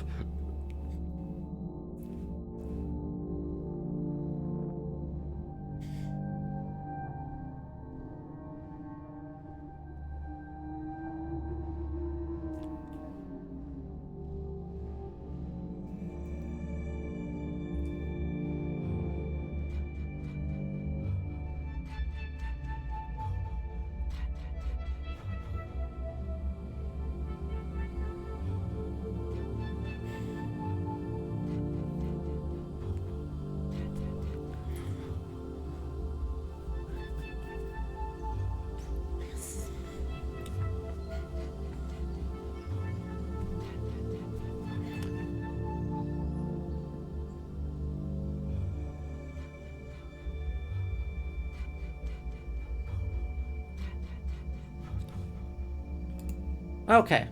Ooh, I am curious. I want to see if they've got another. If I look at that other virtual gallery. Da, da, da, da, da, da, da. Do we have? These are all physical ones.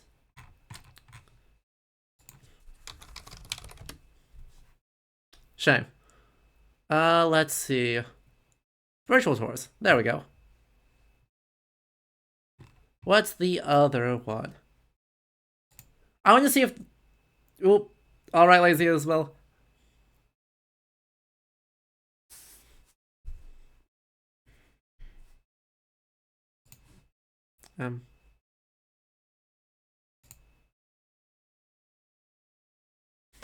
Sad days. I'm guessing it's a Firefox versus Chrome issue. Give me just a sec. Broken for you too. Let me see if it works on Chrome real quick, and if it does, I can just switch which window's getting captured.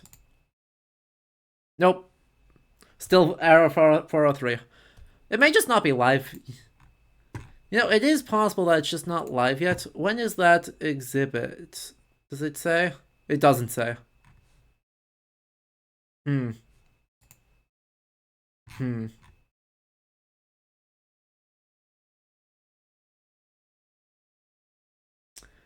Oh, interesting. Wait, there's apparently other tour modes? Family tour with fun facts and art-making activities. Curator's highlight tour, and we have the in-depth exhibition experience.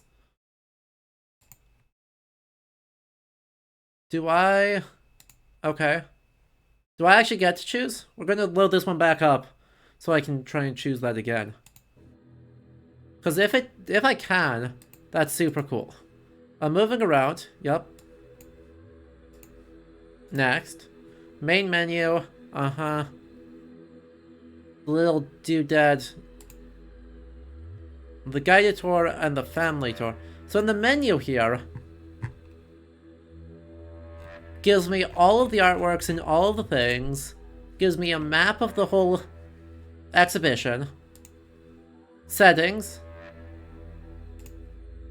Fascinating. So if I do this, family tour,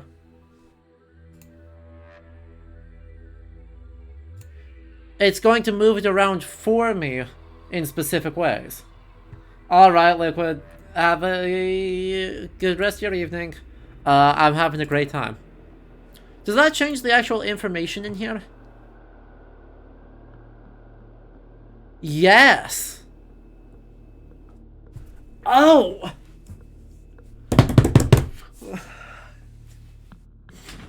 Okay.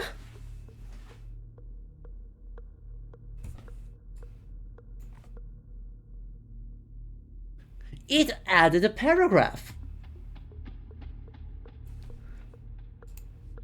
Does the next one, do the other ones also do that?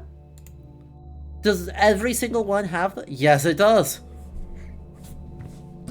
Okay. Oh, okay. Hang on. Yeah. So if I hit this as the curator tour instead. No, that still is the family tour. Curator tour. Previous one. Just picks a totally different set of objects. It's a totally different set of objects. This is one that was already seen. Okay, still got the same. Oh, it's got the audio track, potentially. Does this have different audio than here? In Fiona Partington's photographs, the remains of birds often appear. Their beaks... No, it is the same as this label. Cool. So the Curator's Tour... The Curator's Tour seems to just select objects that they particularly like, and for the most part, it's just the same as the conservation labels. We're gonna keep clicking through these to see if there's ones that are different. No. Cool. So yeah, I was just selecting specific ones specific objects. And then, if they have family tour, the information that's just included. So it basically builds out 2 tours, and then it has the rest of the objects just kind of for you to browse around in a full version. Cool. That's amazing. I love that. Alright, we're gonna close those now because it's like, that's glorious, but we need to move on. That was glorious. Go in, that ruled.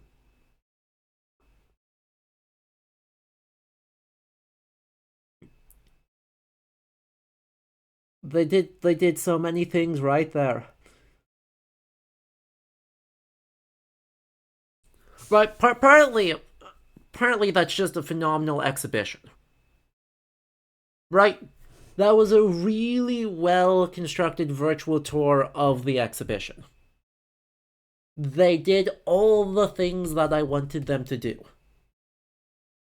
Literally everything that makes me go like, yeah, that's a good exhibition. They were doing. But let's be clear. It, Huh?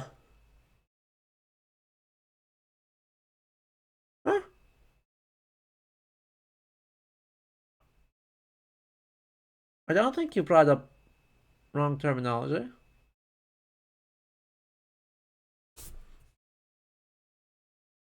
It's just great. Like, it's like, there was a bunch of Maori artists doing really smart work. Most of the artists were Maori.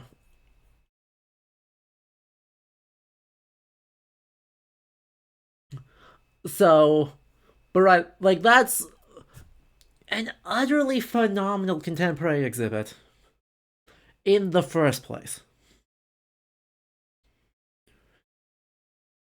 Really freaking phenomenal use of the color palette choices. Just the paint on the walls was the correct decisions for each room. That doesn't always happen. Really good label construction to be informative without being obtrusive or distracting from the art. Really good use of negative space to give the different pieces space to breathe. Really good use of commissioning site-specific art to really take advantage of the architectural constraints of the specific gallery. Really just a phenomenal selection of pieces. And it's just... And then... they made a really, really smart virtual exhibit on top of that. Right, the virtual exhibit, the thing that really stands out to me are those tours. Right, like they clearly invested in all the things we like for Rijksmuseum, right?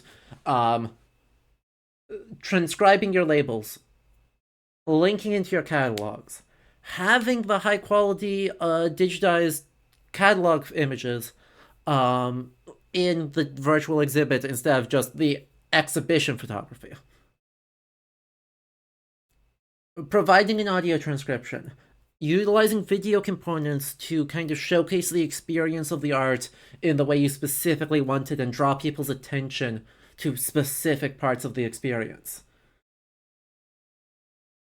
They were doing all that stuff, but then they added the tours. And the tours are brilliant because it helps with the disorientation of trying to physically move through a virtual space. Right, that's a thing that I luckily don't have a lot of trouble with, but I know a lot of people can get motion sick. And right, I mean, we saw it actually in this one. Right, if you clicked a long way, oh, it didn't go. Right, here. If you clicked a long way, right, the image breaks while you move, the camera moves and you recompile. That's a little bit jarring. Like a little bit to watch everything go into horrible voice stretching and then reassemble into the image and the illusion of 3D reassert itself.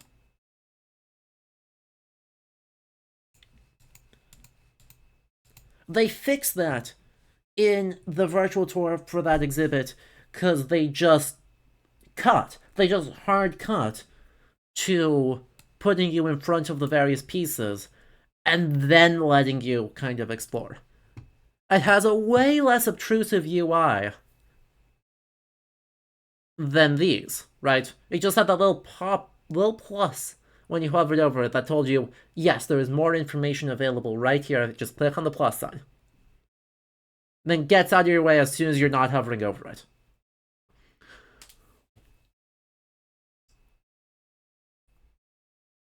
Literally the only thing I think I would have liked is the curator doesn't sound very confident in reading their own labels. Like the audio transcription does not. Oh, also adding music, adding ambient noise, whether that's people noise or whether that's art appropriate noise, ambient music from the time period of that the gallery's focusing on, something, right? Something like that. Just makes that immediately more immersive.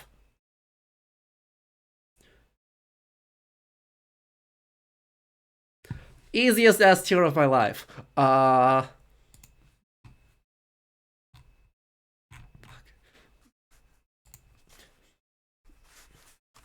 I don't know that that's my favorite virtual tour ever, but it's pretty damn close to it.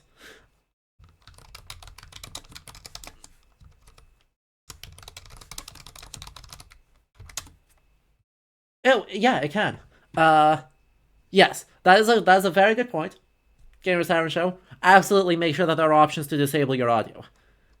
There was a mute button in the top corner the whole time.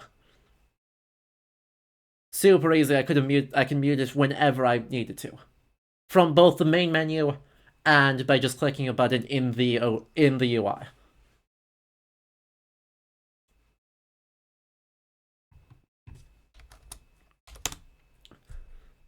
Yep. So as I said, right, literally, if the curator felt more comfortable reading the labels, or if you hired a professional voice actor to do that instead, which is a bit iffy, right? Saying that it's a curator talking about it and then it's a voice actor. Not great. Even if a curator wrote all the text, not great. But if you want to tell the story by having a professional voice actor sort of help you out with that tour, and you have the budget for that, that's another really smart investment. Have I been to the National African American History and Culture Museum? When the last time I was in DC, it wasn't open, so I think I went as a kid, but I was like 8. So I don't remember. I wonder if it has a virtual exhibit. Let's find out if it has a virtual exhibit.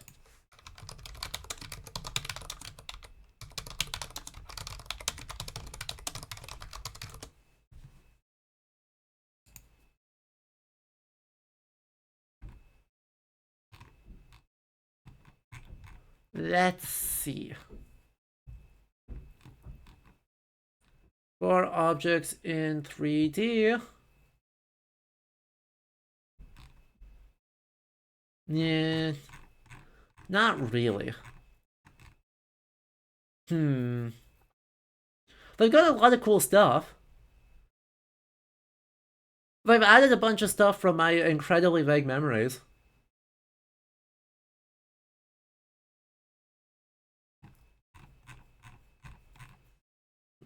Right, they've actually kind of stolen something from Cleveland, but something that I think works. Something that I think is generally a good... It only opened in 2017? That must be remembering a different one. So then, no, I've not been to this one. Right, there was some predecessor to that, I seem to remember. But, no, if this one's a new one, I've not been. I've not been to DC since 2010? 2011? Somewhere in there.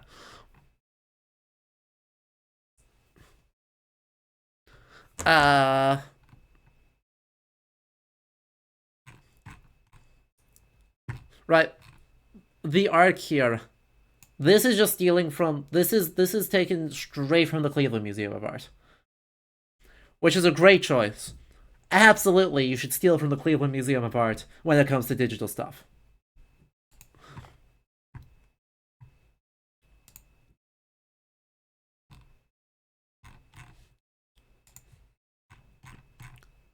It looks like they've got a really interesting multimedia and sort of digital interactive space.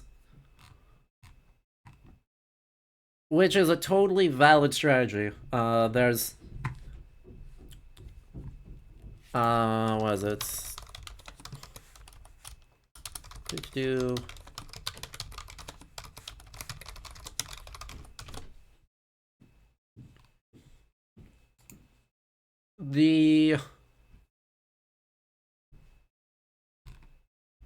Let's see.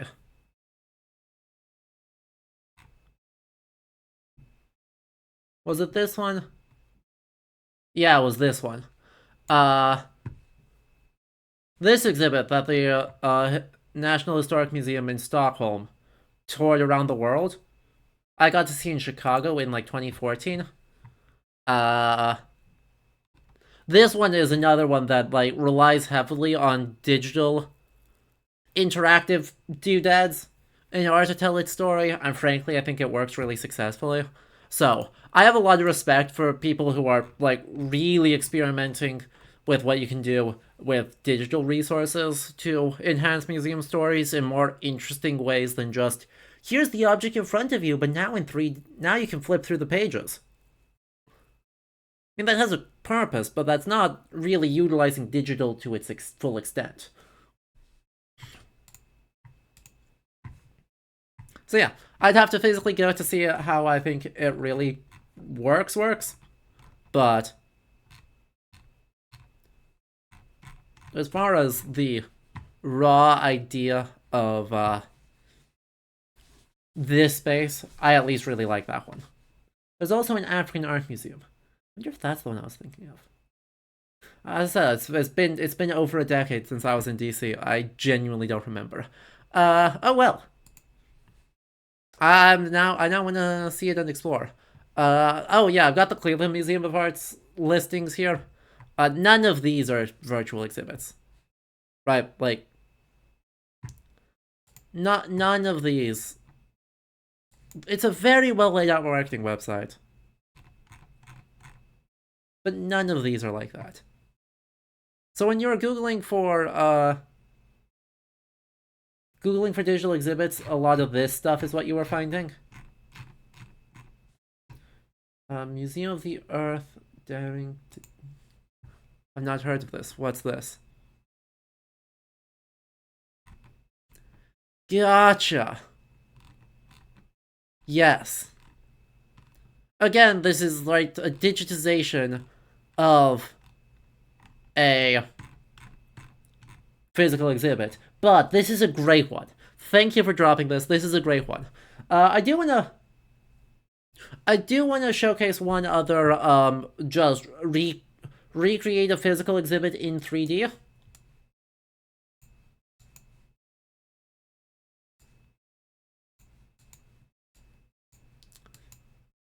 Cause I do gotta say,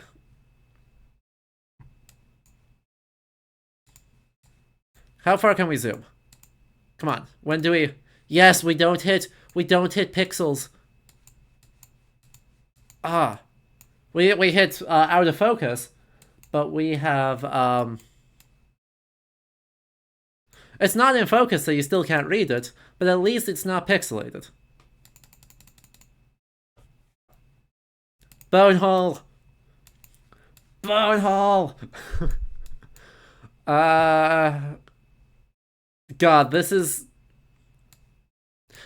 a very funny one. Look at this clip art ass design.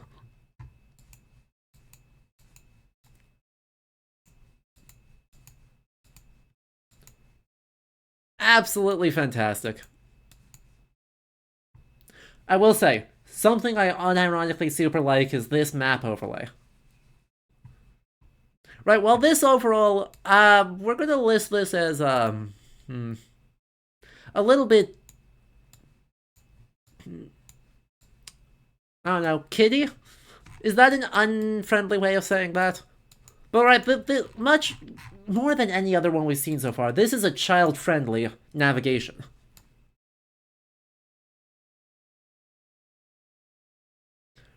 Right, they have identified that their target audience for the digital exhibit is children and families.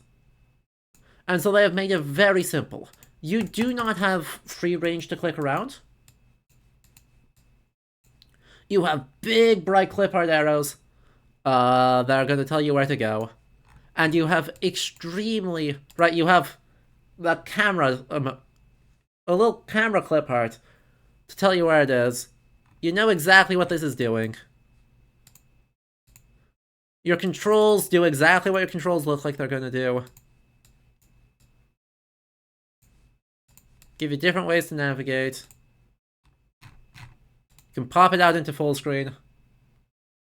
That made a... Okay.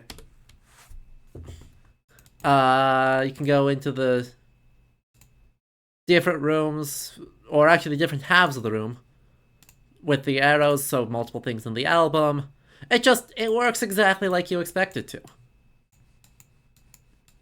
And it is just incredibly straightforward, basic. This is a budget option. Let's be real. This is kind of a budget option, where you've got a good enough image, where you can read the labels,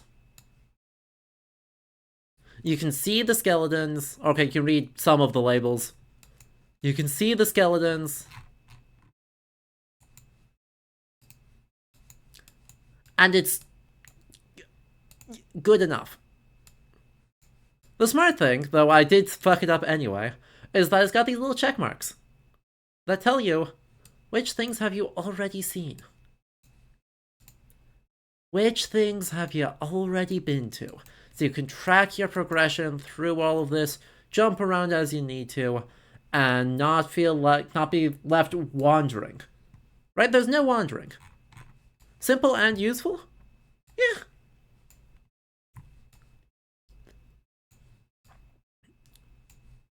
Certainly functional.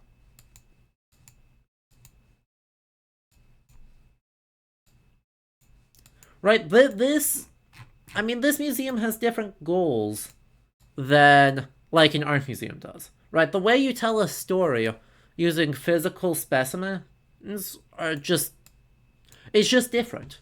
And to a large extent, seeing the bones and some semblance of motion is enough. Right? That being said, there's a decent amount of accessibility here that I think is lacking, and that's an issue. Like, This is not screen reader friendly. This is barely full-sided friendly. This is a low contrast warning. You cannot read that line. If you zoom in far enough, you can see that it says, of the world's snakes, colubrids occupy a wide. But you can't read that line.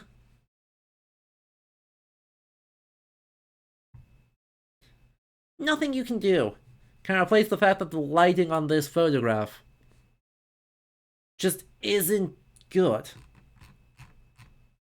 And you have this problem with a lot of stuff, right? This is, the glare is kind of an issue. They did not quite set up their lighting rigs, to minimize glare, or, turn off everything and make sure that we get the cases open to remove the glass to reduce glare. Something.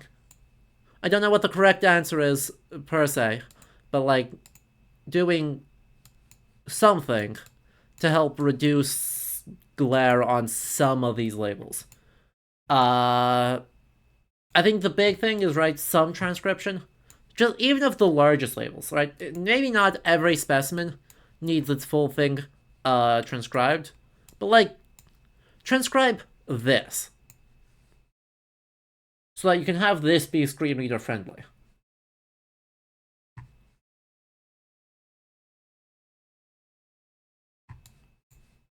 Smithsonian of all places could do better. See, that's, once again, the part that just, it gets tough.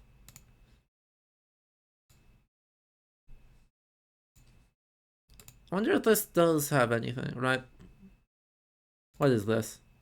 Oh, no, the VR setup. Oh, gosh. Oh, no. Oh, no. Okay, make it stop.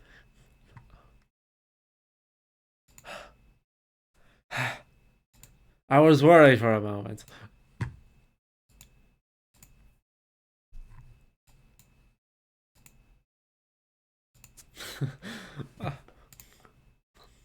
Cool. Yeah. Right, I mean, I know they did not have a ton of budget on this Bone Room digitization project.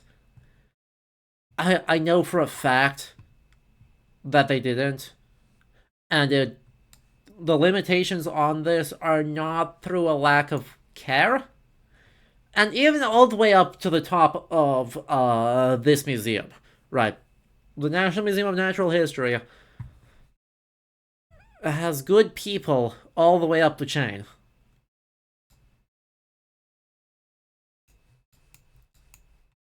And well, they've been having to make some pretty hard decisions.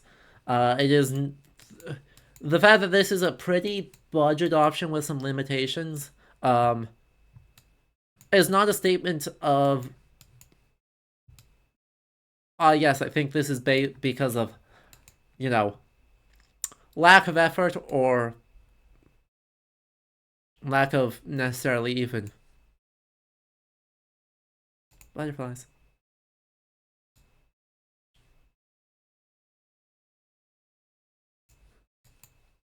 I guess, not through lack of effort or not through lack of care for accessibility. There are complicating factors that we do not have access to that probably affected the production of this and affected their ability to put in all the features they wanted to. And at some point, this is what there is, and it has to go out to the public. And so it does.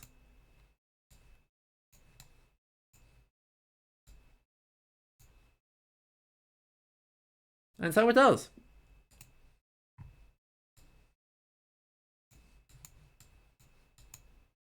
Yeah. Honestly, the Auckland Art Gallery might have the advantage of just being small. There's simply fewer things to describe or provide high-definition images of. It's, in some ways, yeah, right? There is a bell curve of, or weird sinusoidal nonsense thing. If you're really, really tiny, it's hard because you don't have the manpower, right? You don't have the budget, you don't have the manpower. If you're really, really big, you once again don't have the budget or the manpower.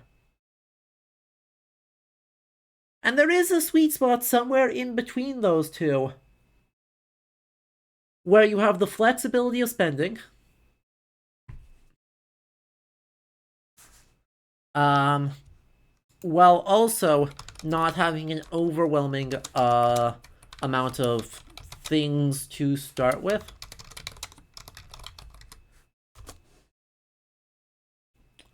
So, asking, does the Museum of the Bible, for an example of a bad museum, have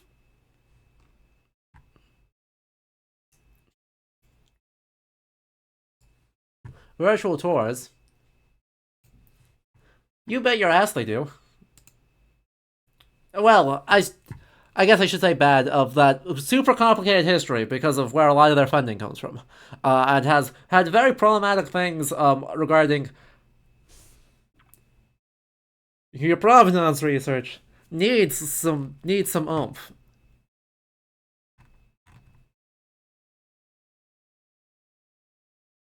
Your provenance research needs some help, i.e.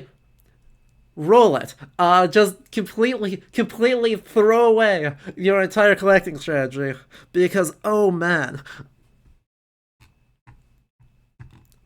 But do they have a virtual tour? Of course they do. Is this the Hobby Lobby Museum?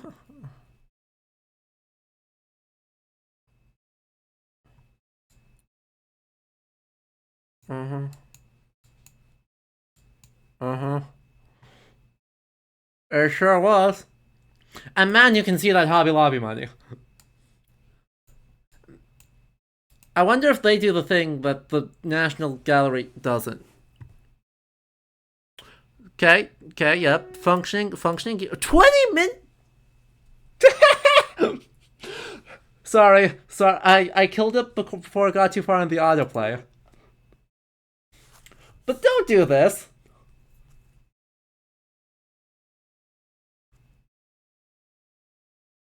Don't you ever put a 20-minute video in your virtual tour. Don't.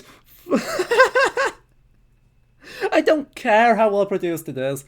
I don't care how many hundreds of thousands of dollars you spent on this promotional video. You absolutely cannot do this.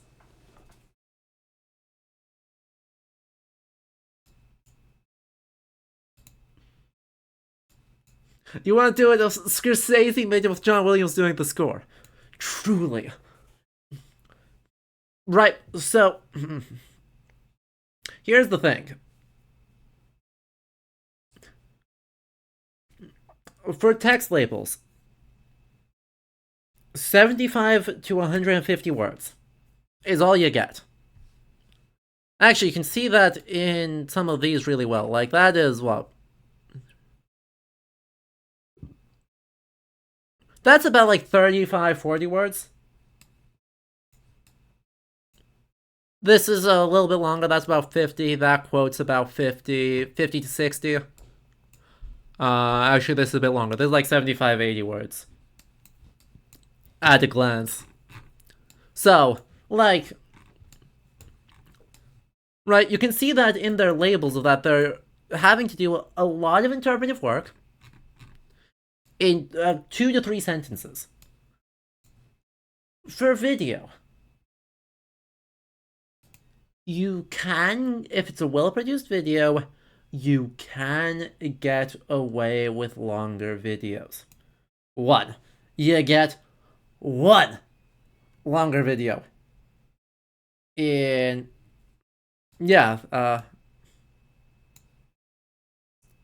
right, if it's a video thing, right, if it is a video artwork, that can be as long as it needs to be. You do you. It is on the artist to realize that if they make a 20-minute interactive video artwork, people are not going to view it. That's their problem, that's not yours. It's a little bit yours, but it's not really yours. If that's the right piece, that's the right piece. And the artist should know that that's just part of design your emotional experience to be witnessable without having to sit through 20 minutes. But otherwise, my take is that you can get a couple of 1 to 2 minute video segments, right? Like, if you've gone like someone doing a storytelling something or whatever, 1 to 2 minutes. And you get one longer thing at a strategic point, typically either the beginning or at a rest point in the middle, that can be up to 8. Though your longest video in your entire thing, if you're doing a fairly video-heavy thing, mode of storytelling, is 8 minutes. And you get one of them. Right. I'd say probably a grand total of no more than 15 minutes of video across the 2-hour exhibition.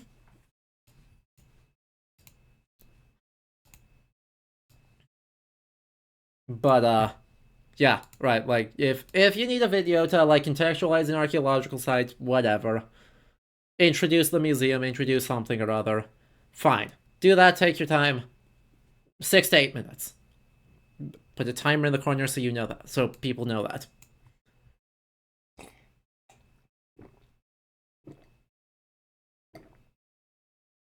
But no, you do not get to click on your doodad here.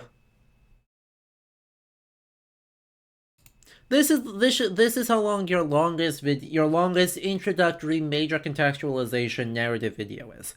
5 minutes. 5.5. That would be about perfect. If you're doing it on a specific site, half of that.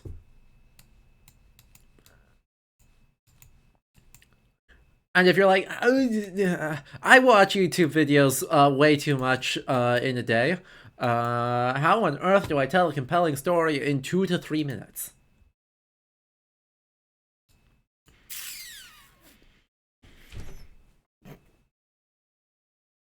I got nothing. Right, that is a thing where increasingly I suspect just a soft skill people are going to have to get good at. But museums have not gotten good at this, but I think they're going to have to, and fast, is getting real good at video editing. At, like, a specific flavor of video editing. Not quite like Mr. Beast style frenetic videos.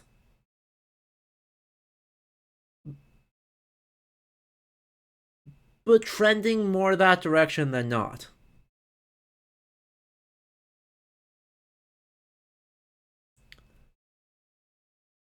Oh god, look, we can... That would be another fun stream to do at some point. Right, just look at social media accounts for museums.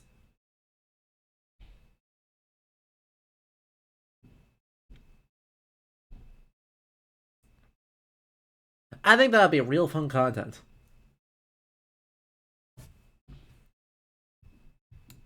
Also, what's up in the decor of this place? Some wild choices in the realm of semi-neoclassical white rectangles. I mean, this is the Hobby Lobby Museum. What did you really expect? But yeah, of course they have multiple virtual tours that are as well, if not better, put together than the National Gallery of Art. Of course.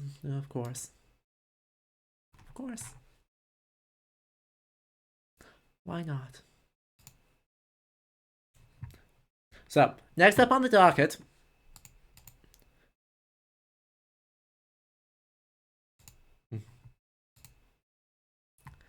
are some alternatives. Right? Pretty much everyone we've looked at so far has been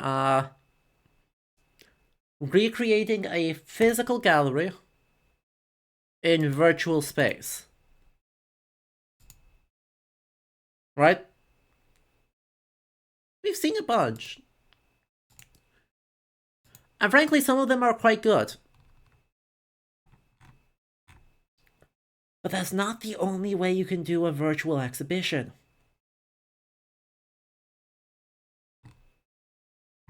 Oh yeah, I should, Museum of the Bible goes here. It makes some big sins, but it's not worse than either of these. It's another Matterport project. It's got the same strengths and weaknesses as those, except their embeds are stupid. I think Bone Hall is another B tier, and low B tier. It's budget. It's super budget. Auckland Arcade, the quota, yeah. Yeah. Oh yeah. Actually, this is a great example of some of the problems, by the way. This is a Smithsonian magazine. Top 10 virtual or top 10 online exhibitions of 2020. In the US. Let's see. First Ladies of the United States and the Smithsonian's National Portrait Gallery.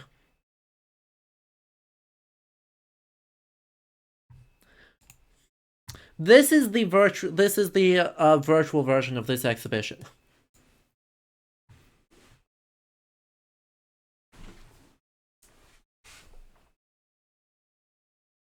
Yeah. Look. They have all of them, good, bad, and indifferent. They've got portraits of all of them because that's their job.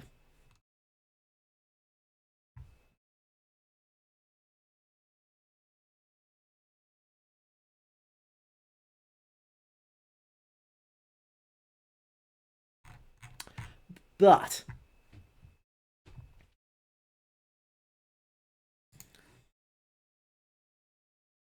let's just click around through here.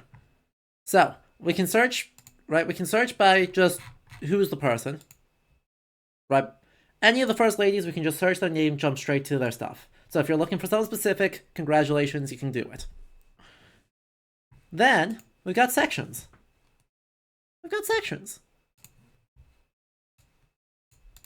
Ta-da!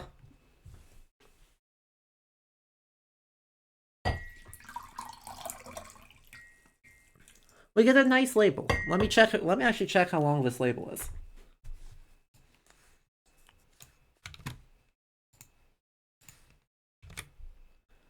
Uh, 145 words. 145 words for that label. That's fair. That's a fine label. Right, it doesn't feel egregious. It feels like it stretches a bit far onto the side, TBH. Just because there's so much overlay here. It feels like it's running off the edge of the screen over here to my oomph. But, that's a nitpick. I mean, if you're looking like a web design nitpick, that's as nitpicky as that goes. 5% farther in and I'd have a good time. But it's completely collapsible. If you're not into that, just go away. It can just disappear. Same for this one. This one's even shorter. You got a thing? Boom. This one? Boom. One paragraph. Nice, unobtrusive, no huge deal. You hover over each of them. It gives you who it is. It gives you a see more button. Fascinating.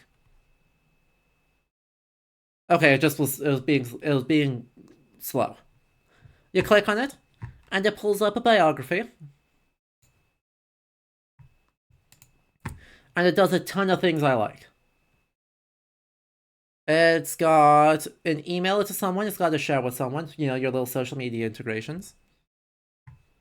It's got to go zoom in on this if you want to get really nitty-gritty on, hey, how's her eye painted?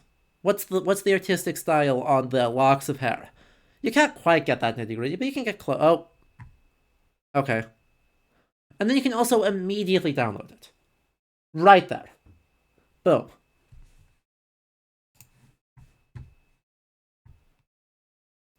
Wanna check out Louisa Adams?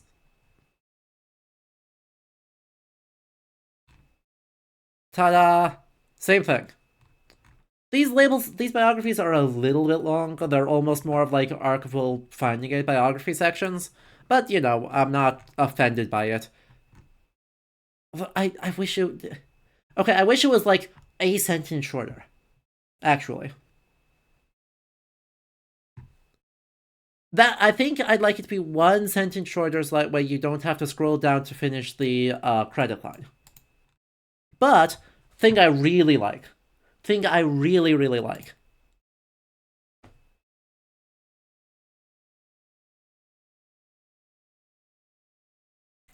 It's got any other portraits that the National Portrait Gallery has of them linked right there.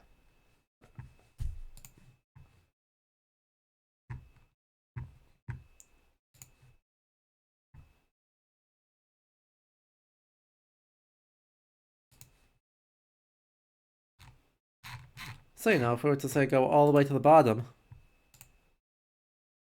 Come on. I don't actually know how many. If they have any extra ones. Yeah, they've got just the dress as well.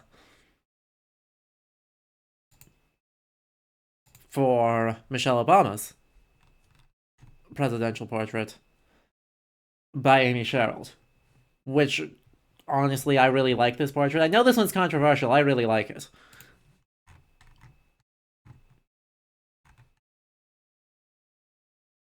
Oh yeah, and sometimes they got photographs instead.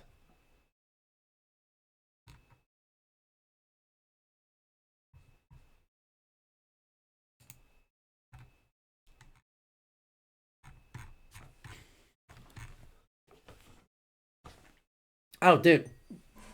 Loads of people hate it.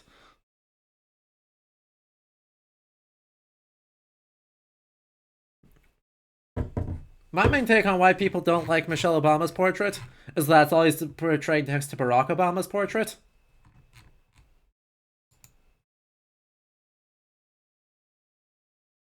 Right?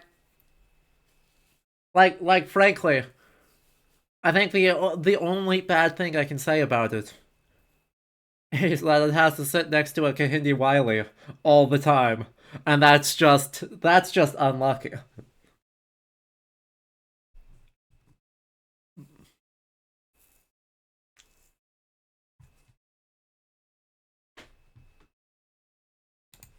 But yeah, right.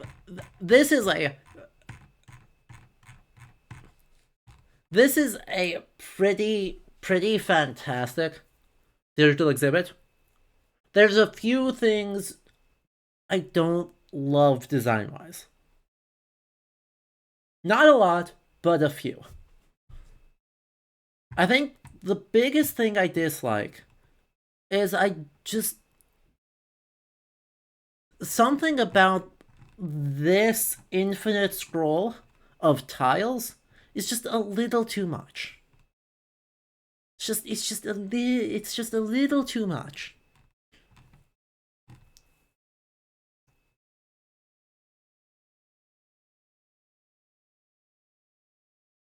Right? It just keeps. I'd almost like if it was like, hey, here's a click to a new web page here, right? Just here's a that each of these were separate pages instead of separate sections on an infinite scroll. I don't 100% know that would be better.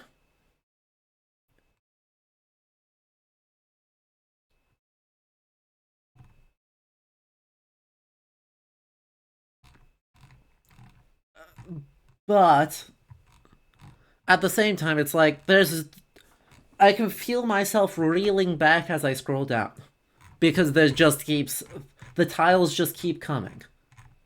And the little flashes of wherever my cursor happens to be as I'm scrolling just keep coming. And it's just a little user unfriendly as it gets really, really, really going.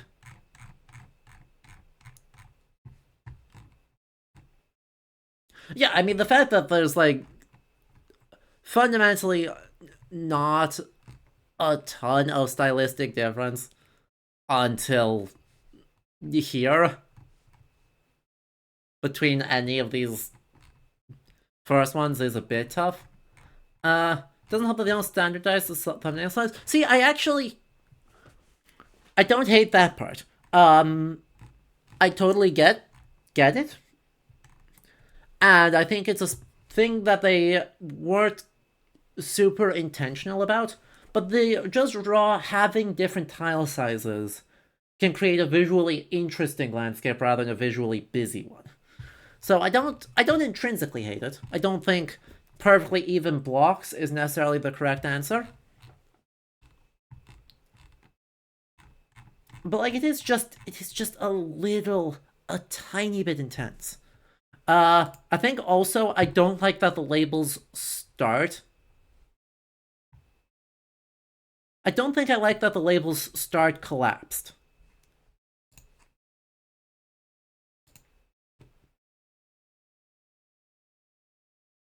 I was trying to avoid it. Look, Bad Brewmaster, I was doing my best. But right, like if these are all open,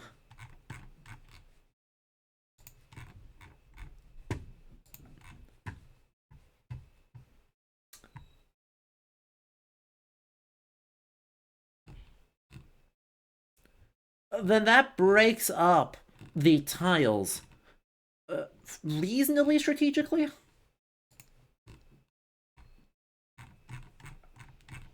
Like it's not brilliant, but having more sort of image text interplay rather than just the wall of images, I think does provide a needed visual break in the tile structure here.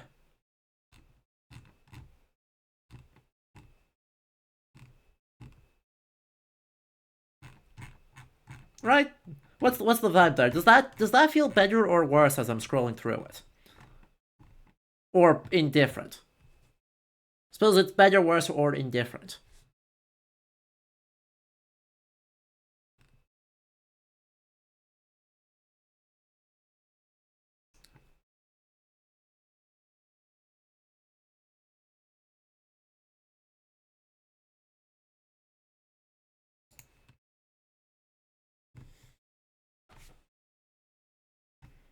Indifferent? Fair enough. Definitely better. Yeah, fair enough. It is getting late for lots of folks. We should not go for too much longer, because it is... I'm having fun, but it is getting late. You prefer more information? Yeah. Right, exactly, Terlingua, right? The thumbnails all feel very crowded together. And... this breaks it up just a little bit. That being said, this is really good, right? Just like across the board, let me be clear, this is really good.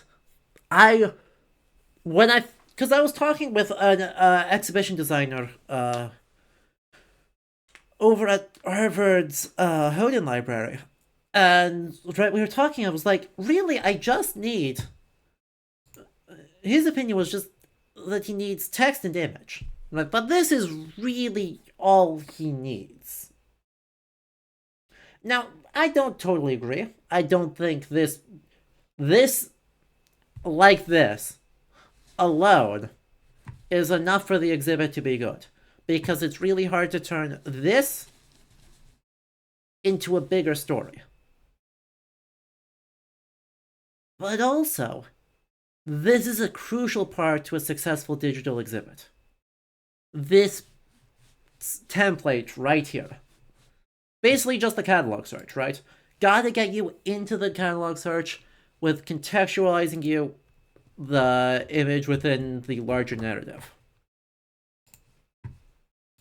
To that end, another one that's said to be really, really good in 2020 is the Metropolitan Museum of Art's retrospective.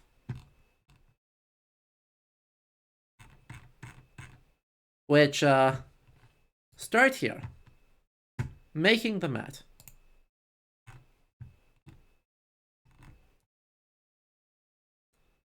Group of civic leaders, businessmen, artists, yada yada yada. We've raided the archives so you can explore the transformation from behind the scenes. Keep scrolling to read stories, discover photographs, watch videos, and peek into the secret lives of artworks. Uh-huh. Closely at key details. Okay. Can I click? Oh, there's little dots. From ancient Cyprus end up on Fifth Avenue. The other below was created by Tiffany & Co. after an 1877 agreement that allowed the designer to reproduce works of art from the museum.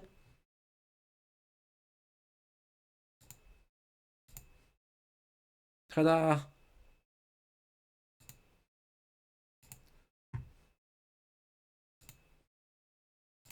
Little dots that you can zoom in on.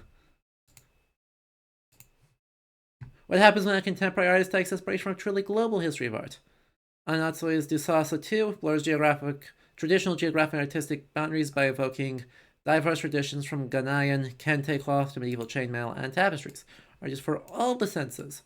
Art tells a story, but also has a backstory.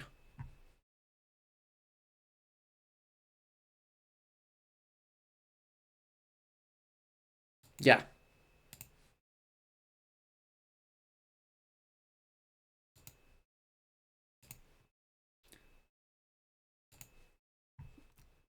And then we we could.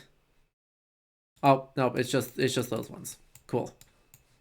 Then we scroll down. Ooh, no. No, that's a miss. That's a miss. So, tiny detail. Tiny detail on a miss.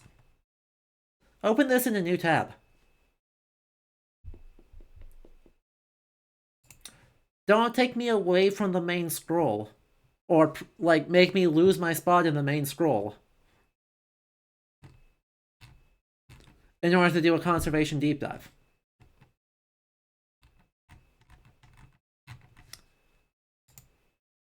Oh, actually, it does it. Okay, so they do track your position on the page and take you back there. That's good. So if you want to digress, it's going to route you back in to the main one there. Okay. We're fine. Oh, look at. I'm going to highlight this as we scroll. Right. Making the Met, hash what has transformed us, hash artworks interstitial video, hash artworks hotspots, hash secret lives of artworks, / people video interstitial.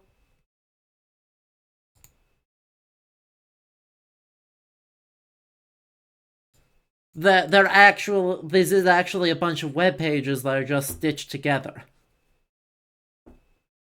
This is built on Google Arts and Culture, Space Nerd. So this is actually a ton of separate web pages that Google is stitching together to create a single larger experience.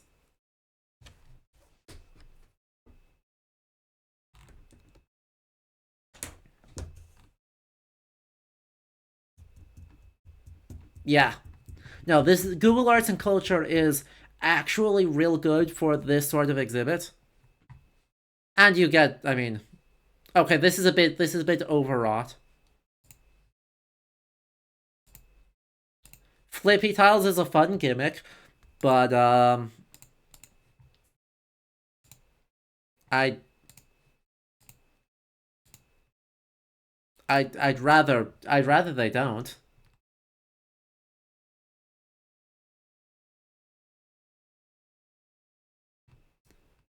Oh, that's too low contrast. That is not legible. That is not the American wing has the thumbnail of a crown? Yeah. From Colombia.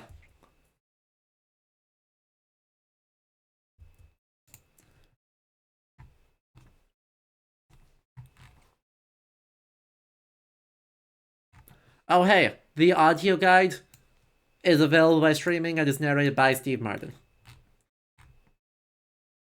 And then yeah, you can go into the actual Google Arts and Culture.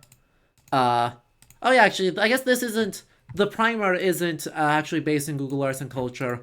It's the actual exhibition is. So it must be, yeah, just a turnkey web host.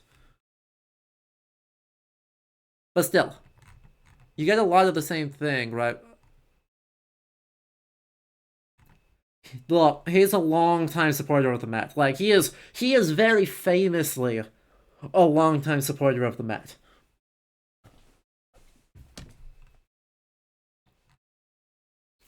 Now, Google Arts and Culture's approach to digital exhibits is basically this, right? Image, scroll. It should have a lock there briefly. Then there's your label, and you scroll. There's your next object. Scroll. There's your next label. I think you can also click on each down button. Yeah. You click on the down button and it goes boop, label. Right, object, label. Object, label. Hit it here. Take a look at some points. Object, label. Object, label.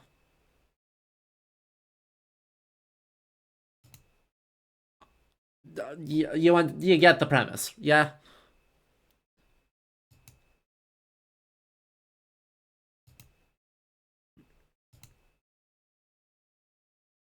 I mean, there's a lot to like with this, right? This is flashy.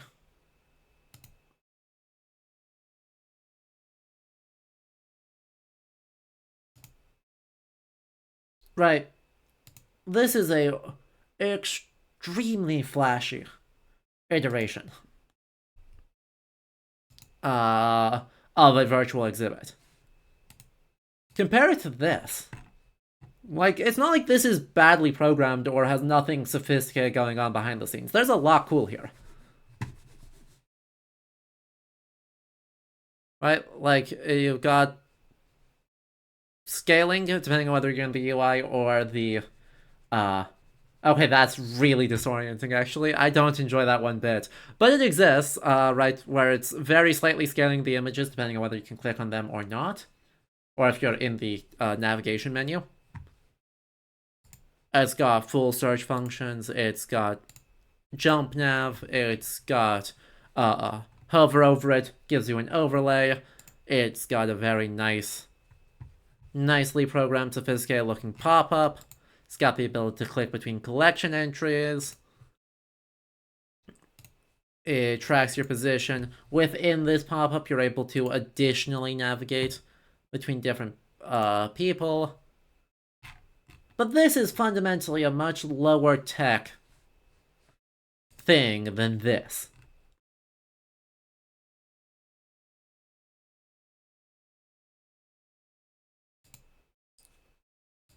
Right.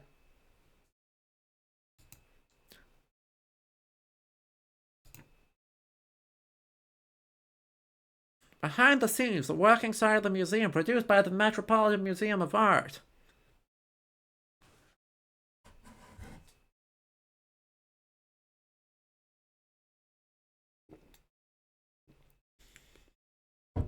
Objectively better? You like this one more?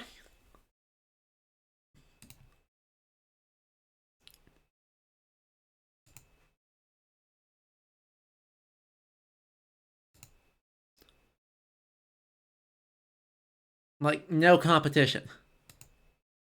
Fascinating.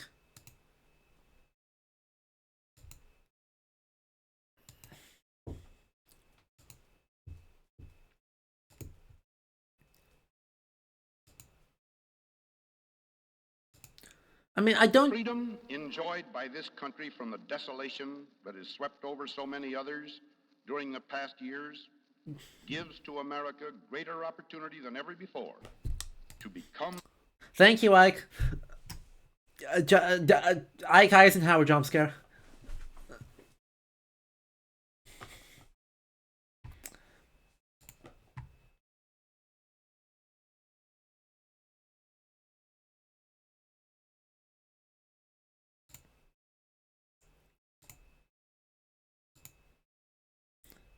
I mean, I'll be real, right? On some level, right? It feels like there's a lot of programming tricks for something that overall I actually don't like that much. It's an incredible absolutely, technically incredible digital exhibition. I actually don't like the exhibition itself that much. I'm moving through it at super high speed.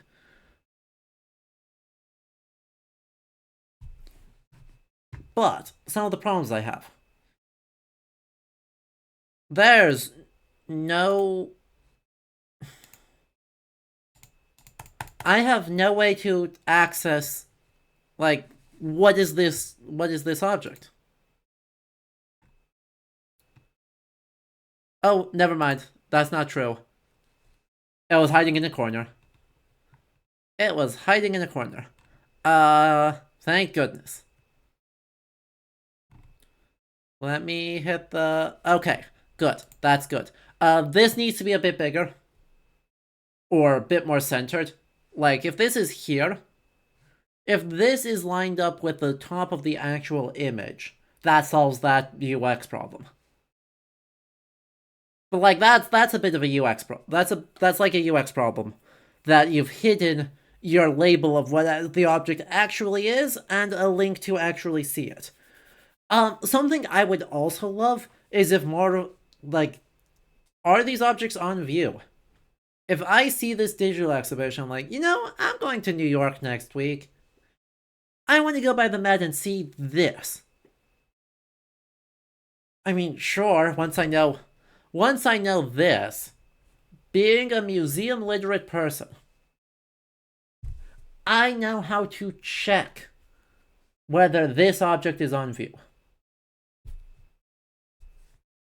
Iris van Herpen.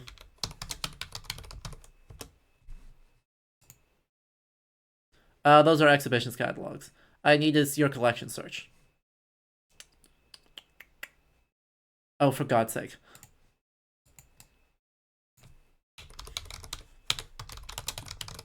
I know you've got one. That's accessible. Don't make it difficult.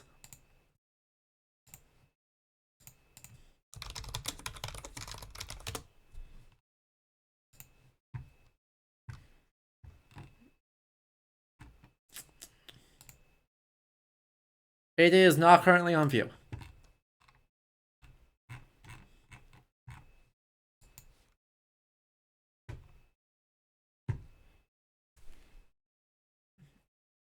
Obviously, there's no way to, like, fully prevent this, especially for things based on traveling exhibits, rotating exhibits, temporary exhibits, etc., right? There's no way to fully prevent your things from being on view. Or to, like, guarantee everything in a digital exhibition is going to be on view in person. That's not a reasonable expectation. But whenever possible, I think it's a good thing to keep in mind. Because if a goal of a digital exhibit is to get people to show up to the physical museum and support you, go to your gift shop, buy stuff, making sure that they can actually see the physical stuff of the things you are highlighting as cool, as important, is kind of a big deal. Like, not it's not deal breaking, but it's a little bit, especially if they're in a different exhibit, right? That's something I personally really like, is I really like when the virtual exhibits and the physical exhibits are different exhibits. That's one of my problems of a lot, not that one, but of a lot of these digital, like, virtual tours of exhibits, where it's a way for you to experience it if you can't come to see the physical one. It's like, that's fine. But if the two are different, and they're telling two different stories using the same object, that's suddenly really compelling, because it's seeing the same thing in two super different ways. That's a big deal. Arcas, if you could visit one period in history, what would it be? Ooh. There's a lot of periods in history where my reaction would be immediately die. by virtue of being generally sickly and also needing relatively strong glasses. So, that's a bit of an oof. But I can show you a favorite historical item. Right? I don't actually want to time travel to very many places because there's a lot of time periods where I'll just die. But.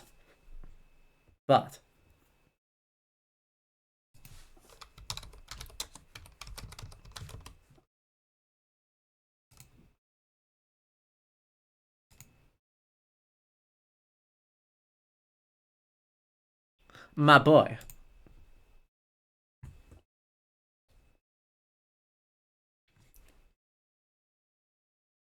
It's a 7th century statue of the Buddha produced in India.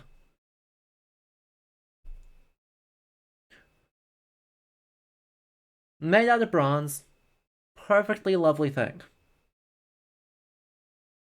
Honestly, a fairly unremarkable item. Don't look at the URL. Don't look at the URL. AD. The thing that makes this my favorite, my dear sweet child, is that this is produced, or this was discovered, in an excavation on the island of Helge near Lake Mälaren in Sweden.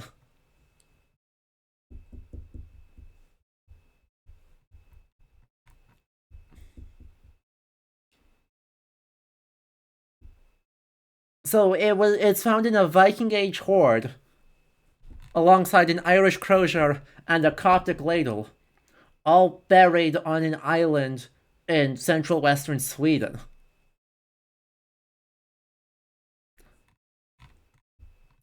And if that doesn't make it just the coolest darn thing.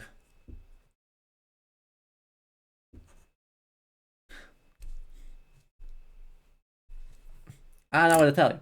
It's my guy. Aliens gotta be. Damn, got me.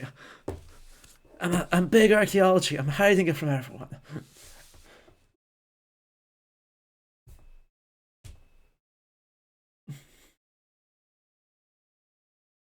Exactly, like a figurine of a Hindu goddess in Pompeii. So, anything that showcases, right, just wild cultural, right, things that we don't necessarily conceive as being, like, popularly, or have a good mental image of being contemporary with each other, from being geographically extremely far apart, and knowing that they have contact and physical transfer of materials and presumably to at least a small extent ideas.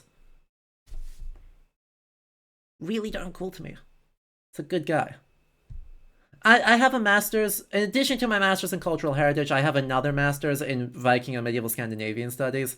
So it is it is my time period of belovedness. I do dearly love it. I would never want to, even on like a visit, never actually want to go there.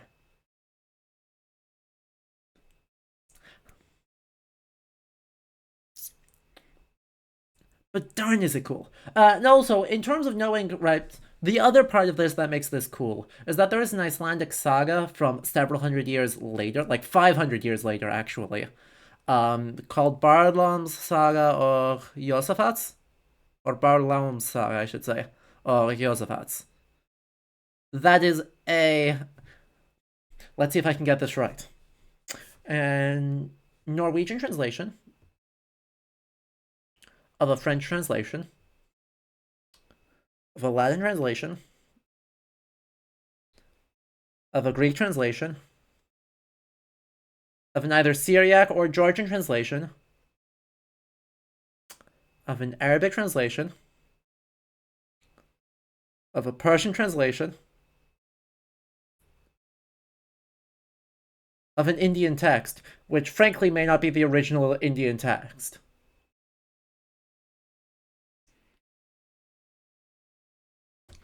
It still is identifiable as the life of Siddhartha Gautama, but man, is it only barely recognizable as a life of Siddhartha Gautama.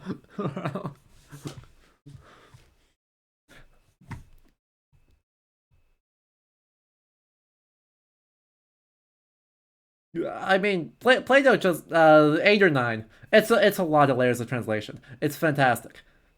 So worse than Plato's account of Atlantis? I mean, Plato's account of Atlantis is. I, I heard it from a guy who heard it heard from his second cousin's nephew's brother. I promise. Right, fully made up. Plato's account of Atlantis is fully made up. Right, it's literally, I heard it from a guy who heard it from Solon, who heard it from a guy in Egypt who swears it was true, I promise.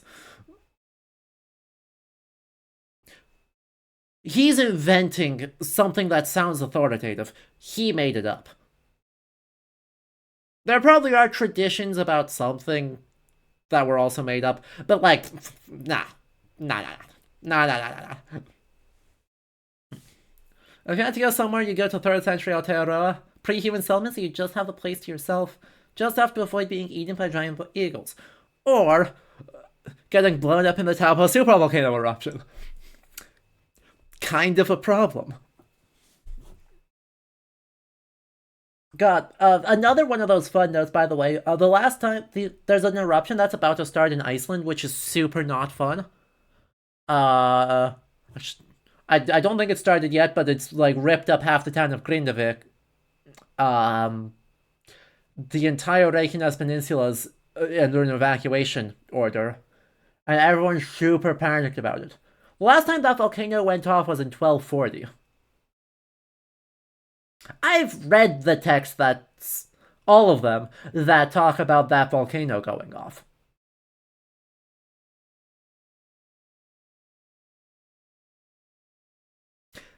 I don't know how to feel about that.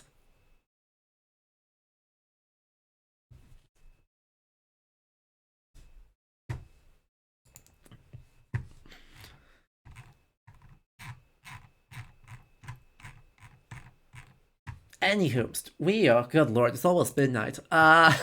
We've got to get going pretty soon here, huh? Can you read Elder Futhark? Not well. Autoplay jump scare. Matt, stop it. It's the same system. It's in the same region, and it's part of, like, very, very deep underground part of the same system. But it is not the same volcano within that system.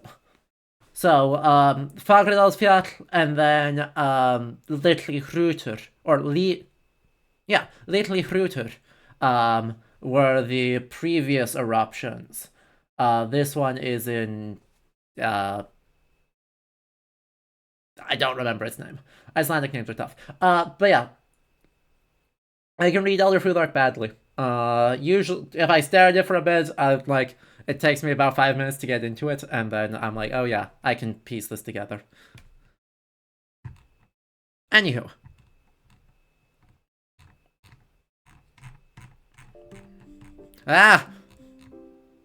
Ooh. I was at the Met for 27 years. I started as a member of the staff of what was then called Community Programming. We were kind of like a multiracial crew. And our job was mainly to make the Met accessible outside of the building.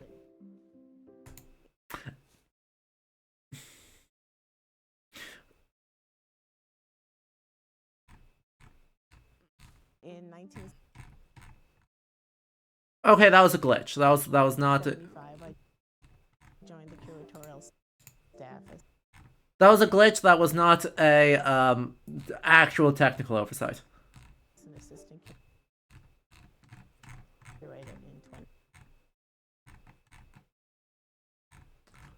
I'd have to look at it again. I remember it being okay. A lot of things in How to Train Your Dragon are actually shockingly good for what it is.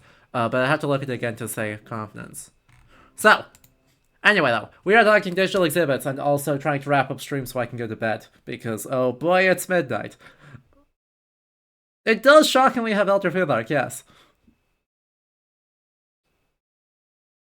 I mean, I give it the usual points of Elder Futhark isn't Viking Age bad. How dare you? I hit you with my Elder Futhark is not Viking Age, stick. Bonk stick. But, you know, I give it more credit for that than most anyone else, because at least it also has dragons. Anyway, though, digital exhibits. That's my main complaint with the Google Arts and Culture one is autoplay. Please don't do that to me. Dwight D. Eisenhower jump scare.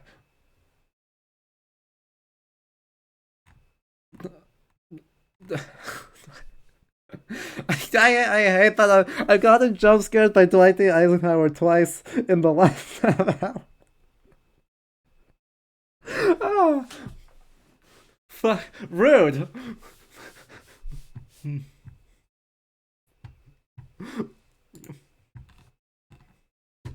Okay. Now we get the budget version.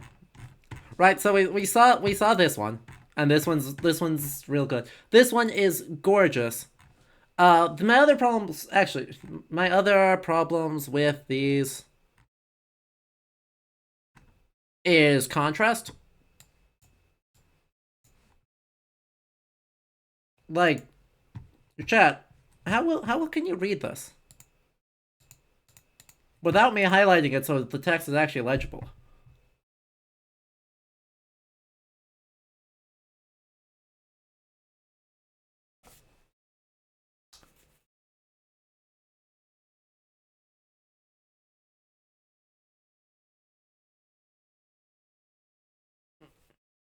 Now this is not necessarily a platform problem. This is well,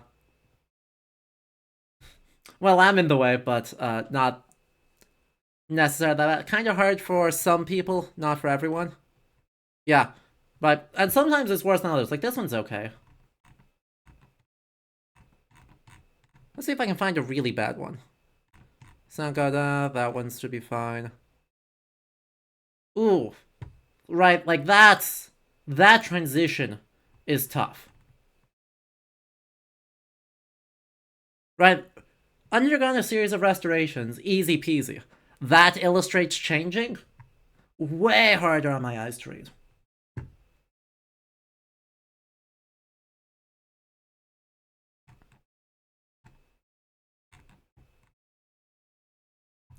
Anyway, quick thing, and then we're gonna get away from the Viking questions for now. Plenty of other streams to talk Viking stuff. Unfortunately, I do think I need to say, short of going and reading primary texts, best Viking movie is almost certainly Robert Eggers' The Northman, which is not to say it's an unmitigated recommendation. It's just that the competition isn't very good. That's another one right there. That choice is fully illegible. Right?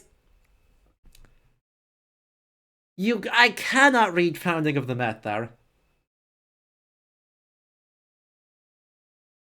So there's some design decisions in this where just the text. Also, I'm not actually reading the text. I'm noticing as I'm going through this. I'm skimming it. I'm really not actually spending time reading these labels.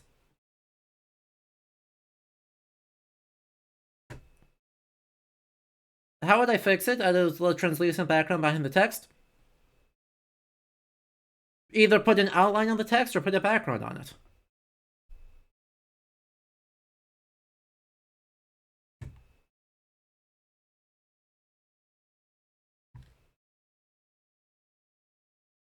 Heck, even if you just put like a bottom quarter, translucent black when the thing rolls up, right? When the label rolls up, there's just got a semi-translucent black quarter that runs over that to darken everything here by a handful of shades. Solves the problem. Or you structure it much more like this throughout. Right? Image, text. Image, text. I understand why they're not doing that, because they're using this for basically case level labels rather than item level labels. So right, this is a big section label, and you want to clearly distinguish that as such for legibility of your exhibit while you're scrolling. Great. Different design layout, different template works phenomenally. This is really good. Then you get here and it's like, some of these aren't, like... Yeah. UX issue, move this to be more visible. I want to know what this piece is, so that if I come into the museum, I can see it. And if it is hiding in a corner where you can't bloody see a single thing, then I'm in trouble. Blah blah, etc, etc. Autoplay's bad. Don't do Don't Dwight D. Eisenhower jump scare people. At the time. And the risk of that, of course, as you heard, right? If I'm scrolling fast, at least once in a while, it's going to not auto-stop. If it auto-starts, it may not auto-stop. If it doesn't auto-stop, you now have a tab that is playing noise that the person does not have an easy way to get to turn off.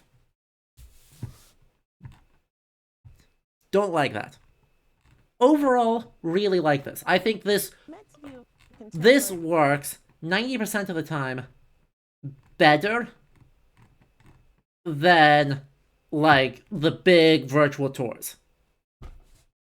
Almost all the time, this works better than the big virtual tours. But there's still room for improvement. And I think it's just, in some ways, it's just that this is over-designed. And then last up, the last one we're going to talk about, because everything is dying soon. Something like this. It's literally just a series of web pages. This is the budget option, right? Just perfectly fine. It's a nice... Nothing wrong with this design. I mean, okay, several things wrong with this particular design. It's a little bit early 2000s.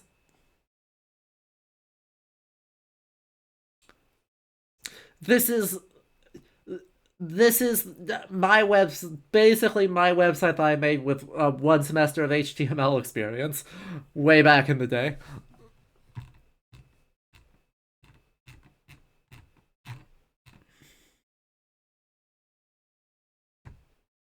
But you know, at some level though, I do deeply respect, right, that on a structural level, I think in some ways this works pretty well, right? Don't undersell the power of just alternating couple paragraphs of text, put an image. Couple paragraphs of text, put an image. Just have nice labels, nice illustrative examples.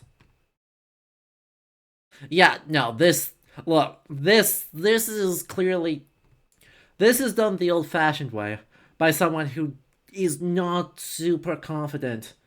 This is probably done by a volunteer who is not super duper confident in HTML. Certainly is not confident in CSS. Just for the sake of having a resource. But yeah, that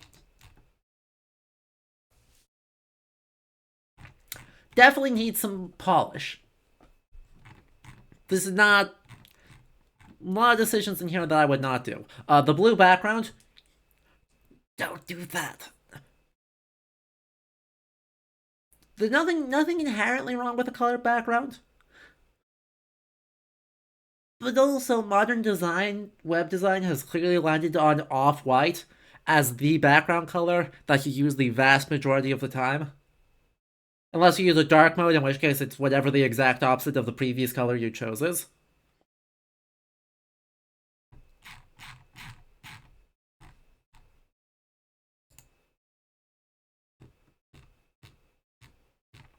And yeah, but ultimately, right,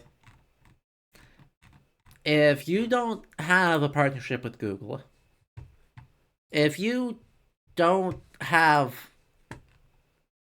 I mean, this is just a better version, right? Like, this is... I have some improvements I would make. But, like, ultimately, this is just a better version of it. But there's nothing wrong with this. It's a resource, and I think, ooh, that's awkward. The stretch. Yup. Yup. The long paleontologist. Oh dear. That's how it goes sometimes. Exactly, right? We've got teeny tiny images, they're not scaling. And we've got the images. Oh, I know exactly what they did. Oh, that's so unfortunate. Oh. They didn't set the blocks to be different for each image. They set a max image width for everything on the page. So that's about the same, that's a bit smaller, but that's in a line, and that's in a line. Right, all of these edges are pretty much lined, yeah, they're exactly lined up. They set up max image width on the page, and some of their files were higher resolution, and it broke everything. That's tough.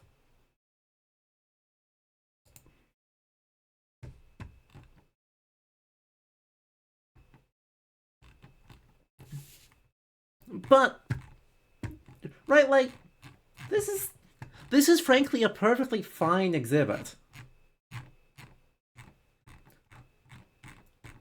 Give me an exhibit that is like this, just, polished, but, right, focusing on, one story per webpage.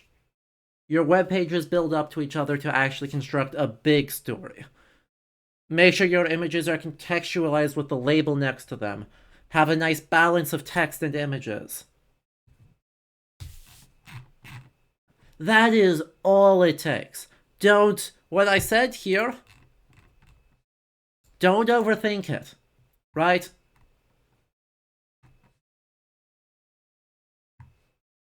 This maybe overthinks it a little bit. This maybe needs to think on it a tiny bit more. But, like, honestly, this is all it needs to sometimes be a really compelling exhibit. Now, I just got a notification my phone is almost out of battery, which means my camera's gonna die. But I do have one more thing I want to show you. One more little trait. Copyright 2022. This exhibit was designed by... Doesn't say. October 2021. Yeah. No, this is 2021. That's tough. I would have said 2008, but it happens. It happens.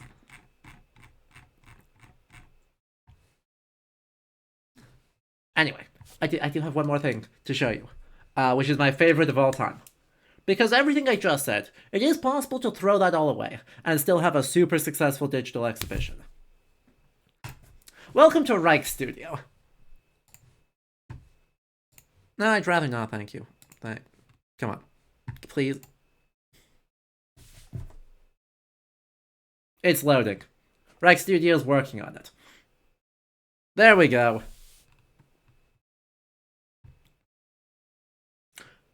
Reich Studio is the greatest thing on the planet.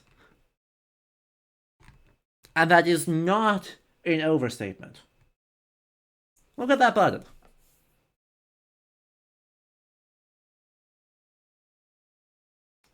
You see that little button?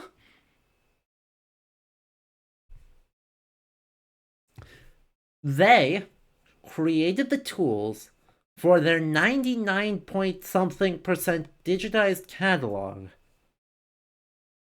for people to build their own virtual galleries, and they will, in a very social media way, showcase recent created galleries and some of their favorites, both by the museum itself and by visitors to the museum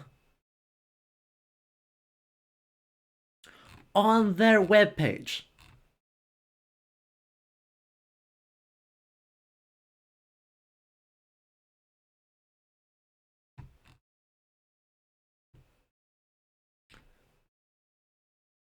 It's Pinterest, but exclusively using Rijksmuseum digital catalogs.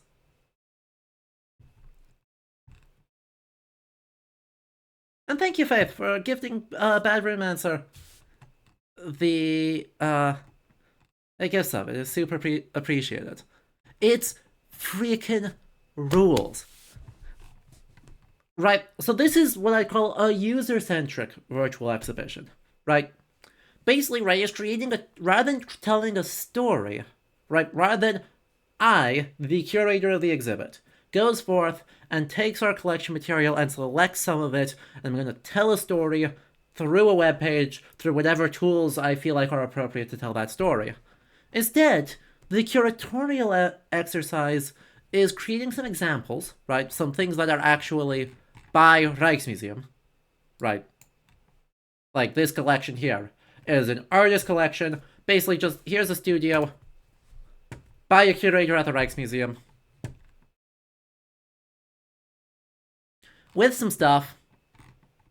It'll help you. You can kind of rearrange some stuff to some extent. It'll also help you create tiles. You can click on a thing. It's going to take you straight to the catalog page when it loads. Straight to the catalog page. It's going to link you to other Reich studios with this work. Don't give you some options to monetize. Give you a color palette to work out of from it. Just give you a whole bunch of tools to go be creative around this. And if you're like, okay, I'm done with that. I've seen the super duper duper high res version of it from the catalog. Boom. Right back to the studio. Also, remember that thing I said? How I really wish that they specify? So that if I'm like, that's cool, I want to see that. Is it easy for me to find out if I will be able to see it? Rijksmuseum says yes.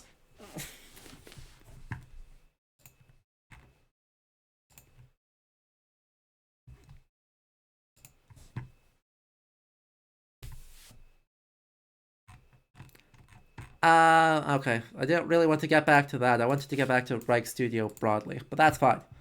Rijksmuseum did all their stuff by artists, but you can also search Rijksstudio. Which, for the record,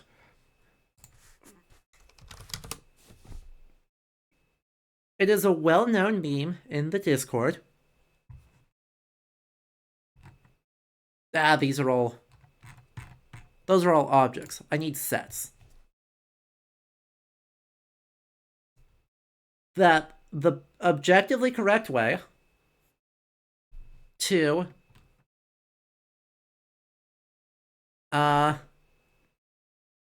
rank historical cultures is by the quality of their silly hats.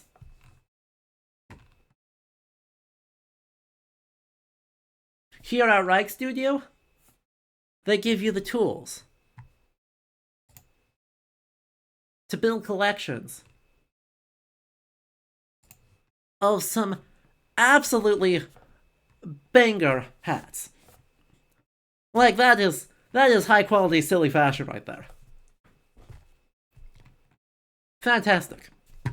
Late 19th century French women's hat fashion.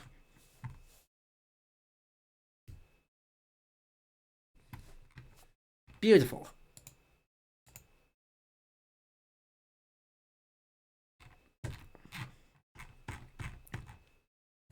I wonder if I specify silly hats, if it's gonna even still work.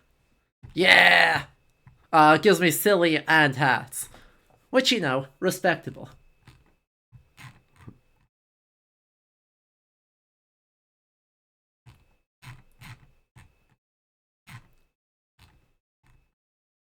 Right, you want to add collections of both physical hats and other stuff? You can do that, right? You can combine physical hats and statues of hats and carpet plate engravings of hats and oil paintings of hats. Oh. Oh, that's a good one. Oh, that's a good one. Oh, look at them.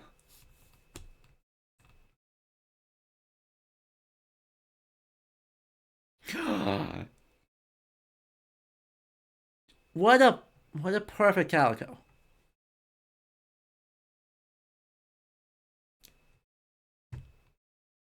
Right. How many museums would get funding to do an exhibition about cats?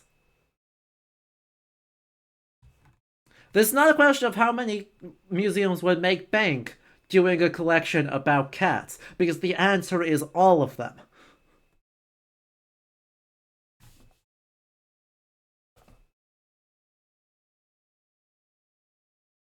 The question is how many would get that greenlit in the first place with the nonsense that is museum administration.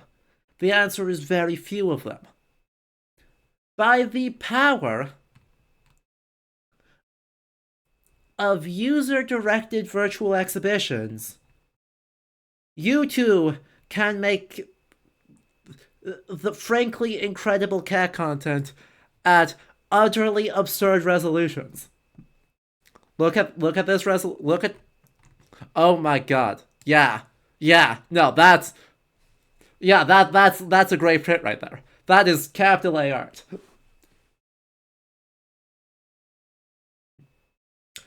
Go let users be creative with your digital collections, because that is a completely different strategy for digital exhibits, but creates the greatest content you could possibly ask for.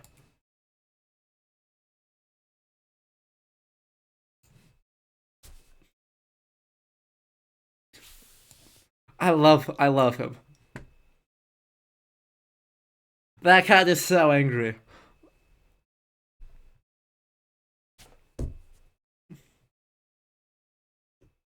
All right, chat. Are we in agreement that Reich Studio might be the single greatest museum project that has ever been created?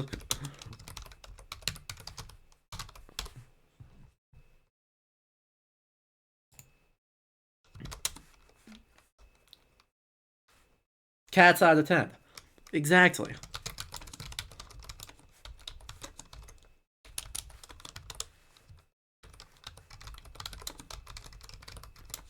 But right, you see how that's like a literally completely different, like, strategy. Just like Rijksstudio versus the Rijksmuseum Masters Gallery, right? Those are two wildly different and equally and very well executed strategies for virtual exhibitions. There's nothing in common in those things besides they lean on the fact that they have incredible technical prowess and the best digitization team in the world.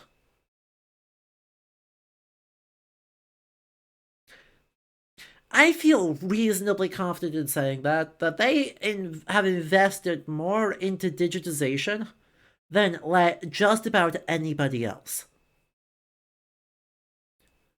And the things that they are able to do, it's them and Cleveland are like, and the Getty are probably like the top three.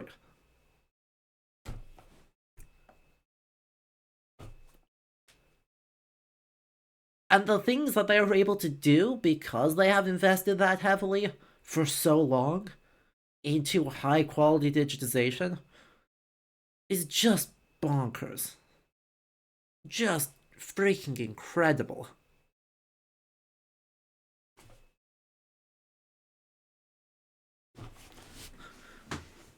So yeah, those were more or less coherent, right? I guess last question, right? One spin back to the Met Google Arts and Culture exhibit. Where do you guys think that lands on our tier list? I'm kind of thinking both it and the First Ladies exhibit are A tier.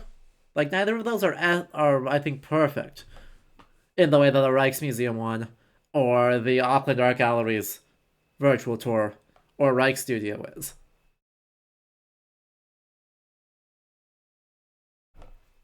But I think both the National Portrait Gallery's First Ladies exhibit and the Met's retrospective exhibit are both A tier. I both really like, or I like a lot of what both of them are doing, even though I like the National Portrait Gallery ones more.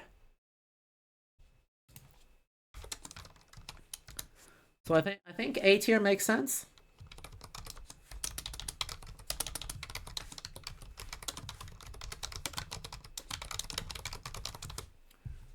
The other, and then this one, right? Like, let's be.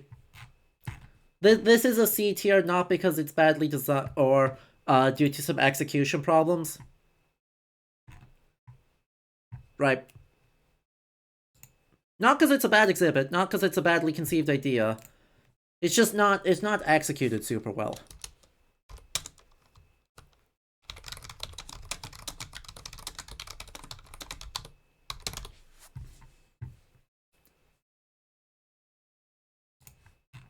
But frankly, right, if you want to experiment with this, right, you can build a virtual exhibit in WordPress site using exclusively Wikimedia things, right? Like, that's frankly, if you're in, I feel like if you're interested in getting into this sort of practice, doing that skill set, which is, you know, something I'm also doing, you can do it in a WordPress site for $0, exclusively public domain images, and get the practice in sort of selecting stuff, building a website around it, and trying to find ways to tell that story in a way that is compelling and visually interesting, narratively engaging, and links to the resources that you need to make it work.